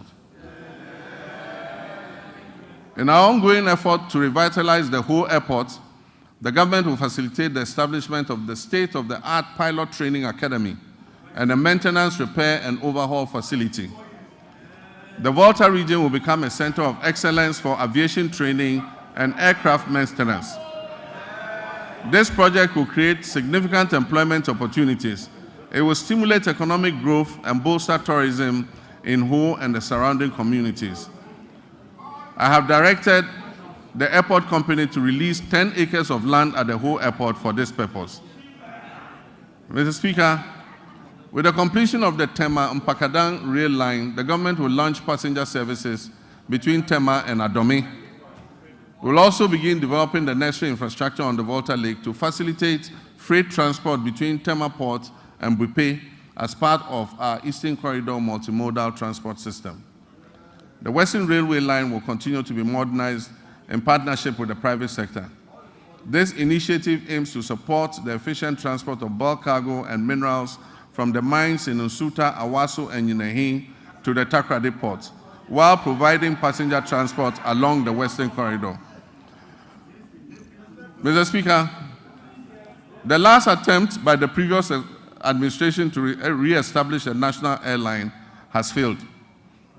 We will reopen a transparent process that will receive expressions of interest to invite competent established partners to work with us to establish a national airline. We believe that an efficient national carrier can help reduce fares on routes where external carriers are currently enjoying a monopoly. Mr. Speaker, our communications and digital technology initiatives focus on expanding our national digital infrastructure to stimulate innovation and enhance public service delivery. We're also dedicated to improving access to information and communication technology, promoting the digital economy, ensuring inclusive and equitable growth across all sectors. Nevertheless, the sector faces several significant challenges that hinder our progress, and these include insufficient infrastructure for delivering weather and climate services across all time zones, fragmented and uncoordinated databases, outdated legislation and policies that do not keep pace with a rapidly evolving sector, a lack of adequate technology to effectively detect, prevent, and respond to cybersecurity threats, and a daunting debt burden of almost 2 billion cedis. To revitalize this sector, government is committed to reviewing existing laws and policies to better align them with emerging technologies such as artificial intelligence, big data, Internet of Things, and machine learning. Additionally, we'll develop and expedite the enactment of the Kofi Annan Center of Excellence Bill. This legislation will establish the necessary framework for the center to concentrate on research and development, consultancy services, and capacity building. Mr. Speaker, access to safe and reliable water and affordable housing significantly enhances the well-being and quality of life of our people. These elements are integral to our reset agenda and fundamental to our vision to build the Ghana that we all want. However, the water sector in Ghana faces considerable challenges, including illegal mining activities that contaminate fresh water sources, rendering them unsafe for drinking and agriculture. This alarming situation highlights the critical need for a decisive and ongoing effort to combat illegal mining to save our environment and our public health. Government will prioritize completing new and ongoing water projects to improve access to safe drinking water. This commitment should be good news for the people in the Keta, Adaklu, Wenchi, Sekendi Takrade, Asankragwa, Sehwiyoso, Dodoaso, Kweman, Damfa, Goso, Dwabeng, Aveime, and Edubamso. We'll also tackle critical water projects in Damango, Tamale, Yendi, Sunyani, Techiman, and Takwa to ensure broader access to potable water nationwide. Mr. Speaker, Ghana has a coastline that stretches approximately 550 kilometers. 2/3 of this coastline is threatened by tidal wave erosion, which impacts nearly 30% of Ghana's population. Rising sea levels have exacerbated vulnerabilities in coastal areas, leading to flooding, habitat loss, and community displacement. Consequently, coastal protection has emerged as a critical national priority. And so for the communities that are threatened by flood currently, we're going to prioritize building sea defense to be able to protect you. Flooding has become an all too frequent occurrence in many urban centers across the county, resulting in tragic loss of life, livelihood, and property. This scenario underscores the urgent need for sustainable solutions to address these pressing challenges. Many of our drainage systems are inadequate. They are worsened by careless waterway construction and obstruction, and the relentless encroachment on wetlands and floodplains. To tackle these issues, we have to explore alternative sources of funding to support essential drainage works, desilting, flood control, and coastal protection. Mr. Speaker, the quality of life of any nation relies significantly on a well-regulated and efficient housing market that guarantees access to decent homes. Our housing deficit is estimated at over 1.2 million units, and this has been the situation for many decades. High costs associated with land acquisition, construction material, and access to financing have made home ownership unattainable for many, primarily affecting vulnerable populations and contributing to the rise of slums. This government is steadfast in its commitment to complete all ongoing housing initiatives, beginning with the Saglemi Affordable Housing Project. We'll also implement a low-cost social housing project supported by a district housing scheme. This project aims to remove the financial barriers to home ownership. Workers in the formal sector public or private, who have about 15 to 20 years before retirement, can purchase and own a house in cedis and have the cost deducted monthly from their salaries until the house is fully paid up. Mr. Speaker, illegal mining, commonly known as galamsey, has inflicted tremendous harm on our forests, leading to significant land degradation and pollution of vital water sources. This reckless activity threatens Ghana's environment and public health. Mr. Speaker, I'm sad to report that presently 44 of the country's 288 forest reserves have been impacted, an area that is alarmingly equivalent to approximately 8,000 football fields has been completely destroyed. Mr. Speaker,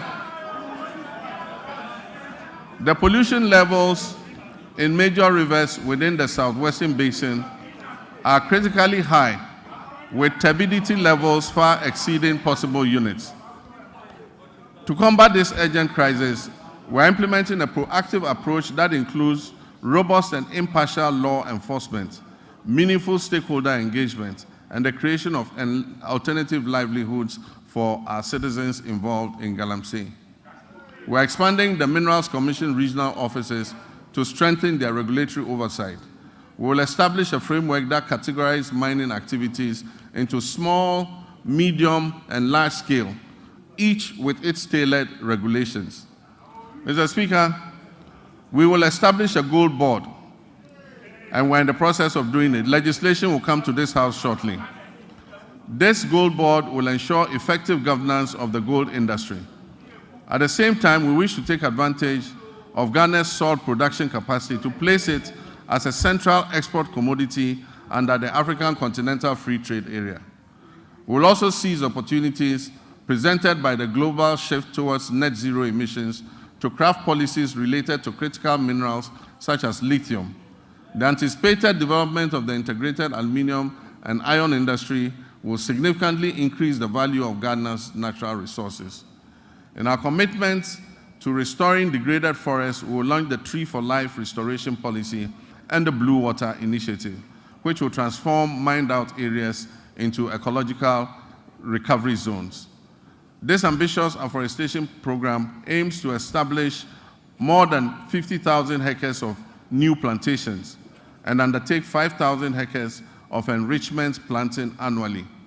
We'll also implement public sensitization campaigns to foster sustainable forest management practices and uphold the Wildlife Resource Management Act. We're going to involve school children and the general public in tree planting and tree growing. Mr. Speaker, comprehensive reforms will be introduced to enhance transparency and efficiency while ensuring tenure of security in land administration. Climate change remains a pressing concern for Ghana and the global community. To meet our climate mitigation targets, Ghana has allocated 24 million metric tons of its carbon budget, totaling 64 million metric tons of carbon for authorization under Article 6 of the Paris Agreement. We've successfully authorized 3 projects which are poised to reduce 5.2 million tons of our carbon emissions. In line with our manifesto, we are committed to strengthening institutional and human capacity through necessary adaptation and mitigation measures to bolster resilience in critical sectors such as agriculture, forestry, energy, and water resources. We also pledge to align our national policies with international efforts to limit global warming to 1.5 degrees centigrade by 2050 and promote a fair and just transition to renewable energy sources. Mr. Speaker, we stand on the cusp of making history, the history of a country that prioritizes transparency and accountability as key elements of governance. During my campaign for president, I pledged, as captured by the NDC's 2024 manifesto, to take a strong stance against corruption. Mr. Speaker, we must end state capture. Mr. Speaker, we must end the purchase of state and public assets, such as land and other immovable assets, by members of the political class. Mr. Speaker, I pledge to fight corruption head-on. by implementing Operation Recover All the Loot, oral. In that regard, Mr. Speaker, one of the first committees I established, even before my investiture as president, was to establish the oral committee on the sidelines of our transition. It is instructive to announce that the committee received over 2,000 complaints from the public and has since handed over a comprehensive report. This report has been given to the Attorney General for further review, thorough investigation, and eventual prosecutions. Mr. Speaker, the recent arrest related to the unwarranted payment of $2 million of Ghanaian taxpayers' money in the Sky train saga, and then also the National Service Ghost Name scandal, mark only the beginning of a comprehensive response based on the oral committee's findings. Mr. Speaker, let me state that my commitment to fighting corruption will continue with the establishment of a unit at the presidency and the maintenance of the hotline, where complaints and reports regarding graft and corruption will continue to be received and transferred to the Office of the Attorney General.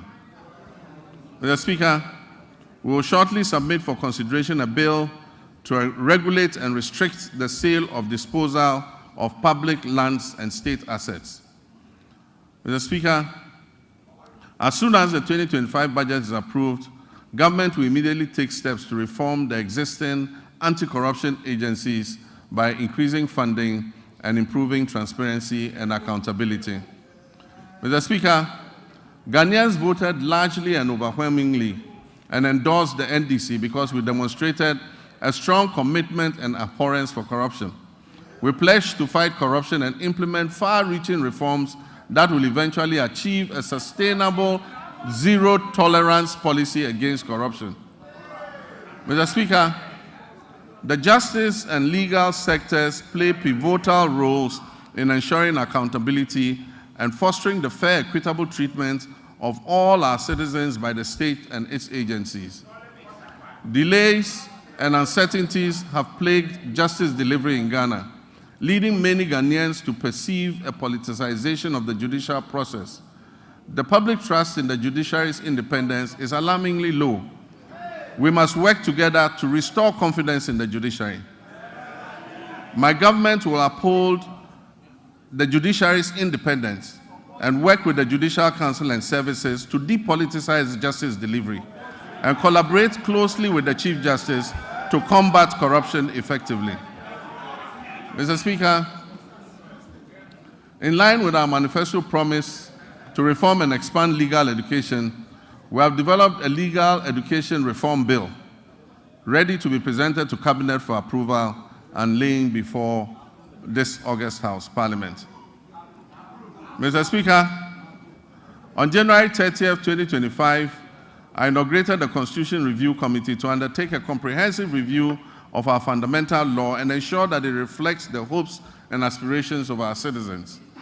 The committee is composed of distinguished scholars, jurists, and professionals who have made significant contributions to our nation in both the public and private sectors.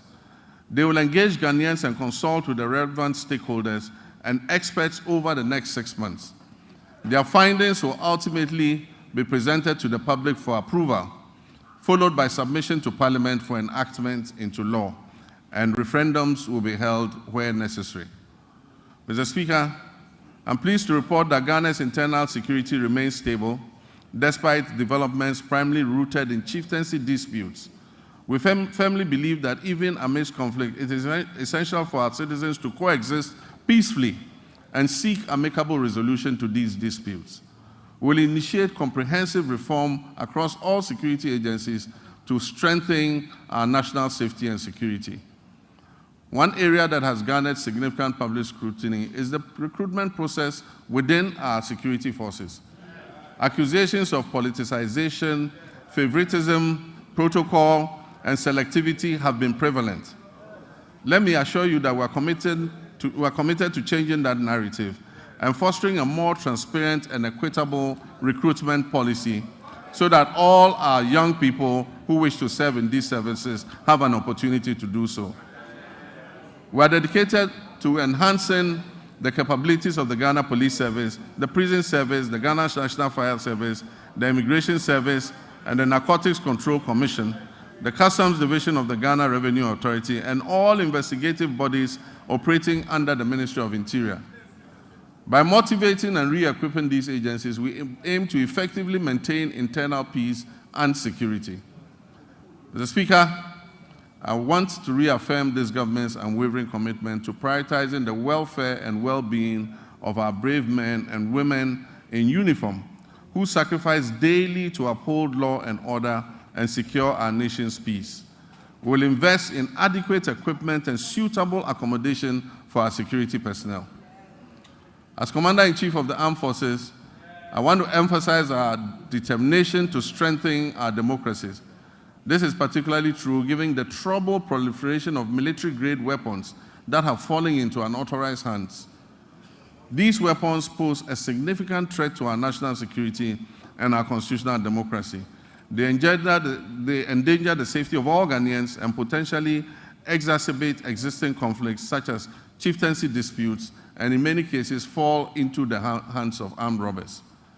Since taking office, we have pursued a responsible approach to account for these unregistered weapons while maintaining stability within the security apparatus. I'm pleased to report that we've made substantial progress and are committed to ensuring that those responsible for this situation are brought to book. In our efforts to safeguard our citizens, Mr. Speaker, to safeguard our territory, to maintain our democracy, we remain vigilant against the threat of violent extremism and terrorism. Therefore, we are resolute in enhancing our defense mechanisms through diplomacy, counterintelligence, information sharing, infrastructure development, and the acquisition of appropriate technology. Achieving a stable and secure nation necessitates the motivation of our uniformed personnel.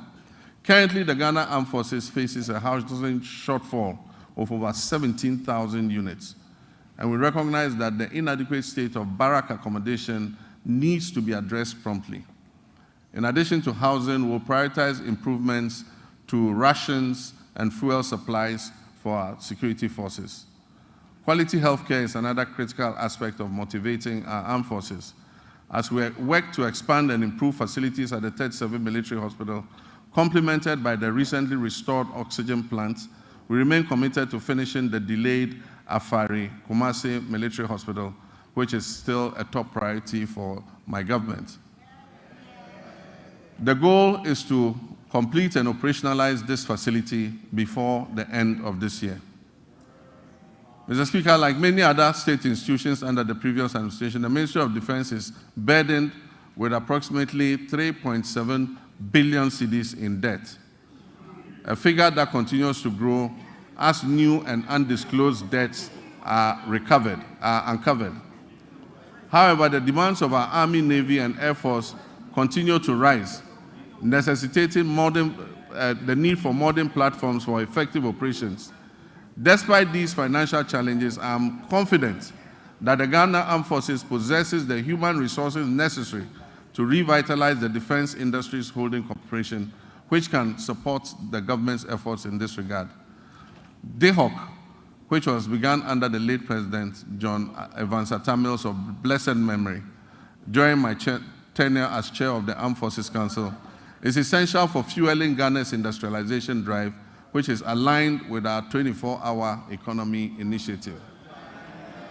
Although DHOC has expanded, it's yet to be fully optimized to deliver the returns needed for the Ghana Armed Forces and our nation.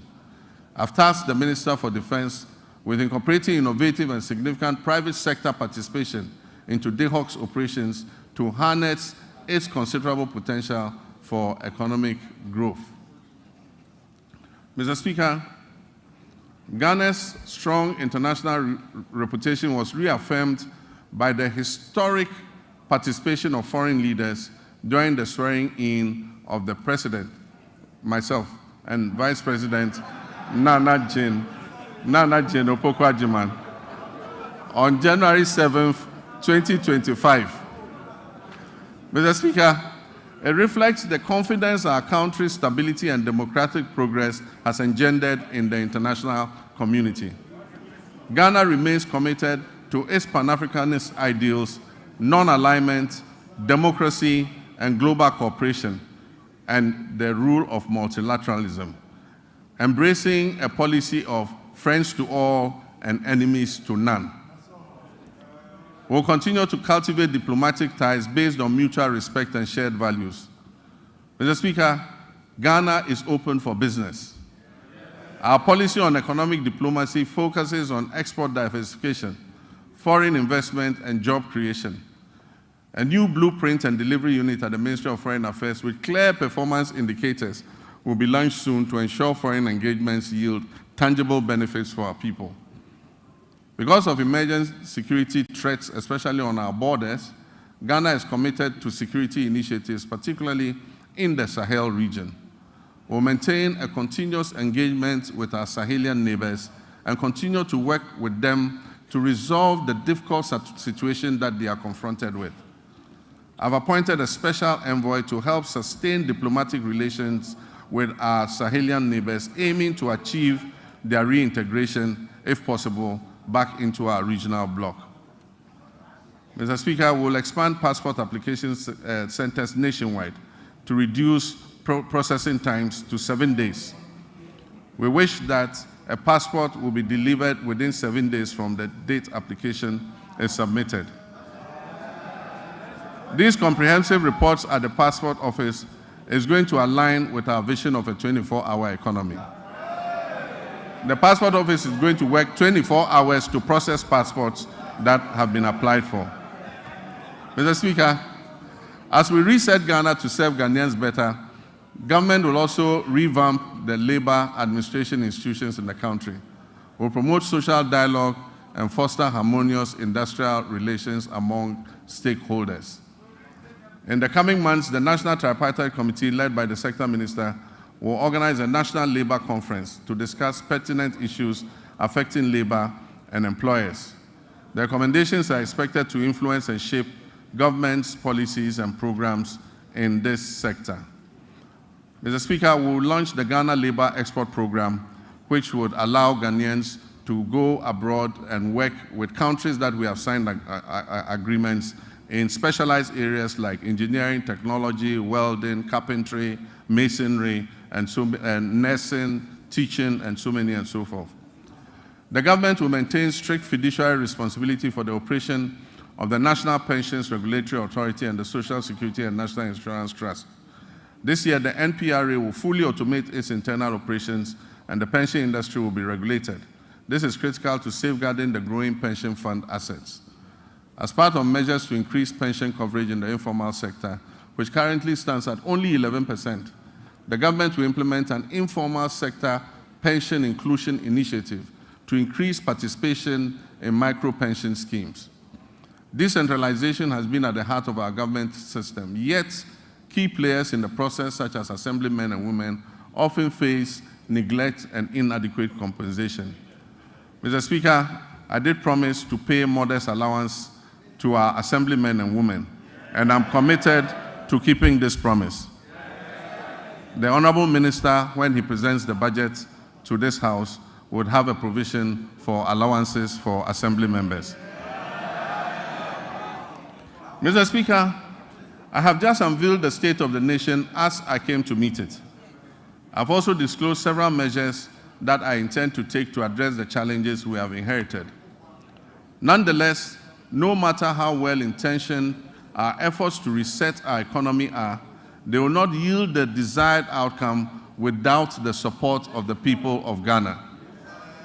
And so to my dear countrymen and women, you have clearly and unmistakably expressed your displeasure with the poor governance and corruption that has existed in the past. Mr. Speaker, some of our compatriots did so even at the peril of their lives, just as our 28 February Crossroads shooting national heroes did in the Gold Coast.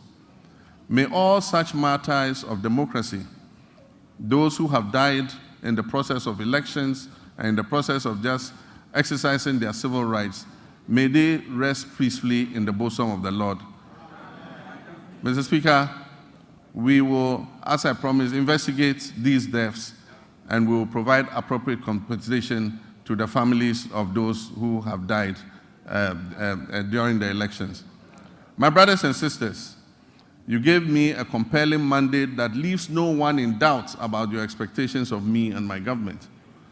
You embraced the vision to generate new and well-paying jobs through the 24-hour economy initiative.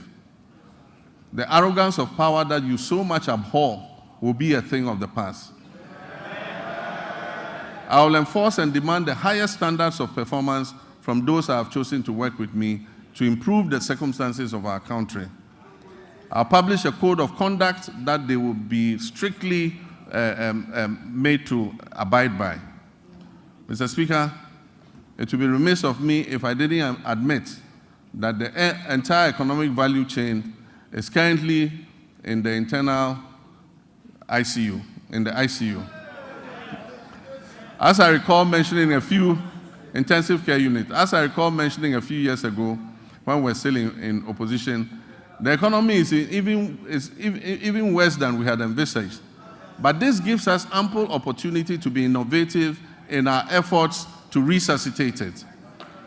And so what are the key takeaways from me for the people of Ghana? 1, that we shall fight corruption effectively. 2, that we shall run a lean government of no more than 60 ministers. 3, that we shall realign the ministries, agencies, and departments to eliminate duplication. 4, that will introduce austerity, reduce wasteful expenditure and spending, and improving tax collection. 5, that we shall widen Ghana's taxness, reform tax waivers, especially on investments, and return to our homegrown solutions. 6, that we will grow what we eat and reduce imports of food and goods that can easily be produced here in Ghana. Your voice and contributions will prove invaluable on this journey of national reset, and I encourage you to make your voices heard. I commit to the judicious use of your resources, eschewing waste and ostentation. We will always endeavor to make the most of the little we have, so that together we can guarantee a brighter future for our children and our children's children. Though the state of our nation now may appear bleak and the task of addressing it may seem daunting, nothing should stop us from achieving our goals once we set our minds to it. In one collective push, we can resolve to make this great nation bequeathed to us by our forebears and see it come to fruition. Mr. Speaker, Ghana's economic challenges are not insurmountable. They present the government and everyone else the opportunity to innovate, to reflect, review, and reset, which is the theme for the commemoration of our scaled-down 68th independence anniversary.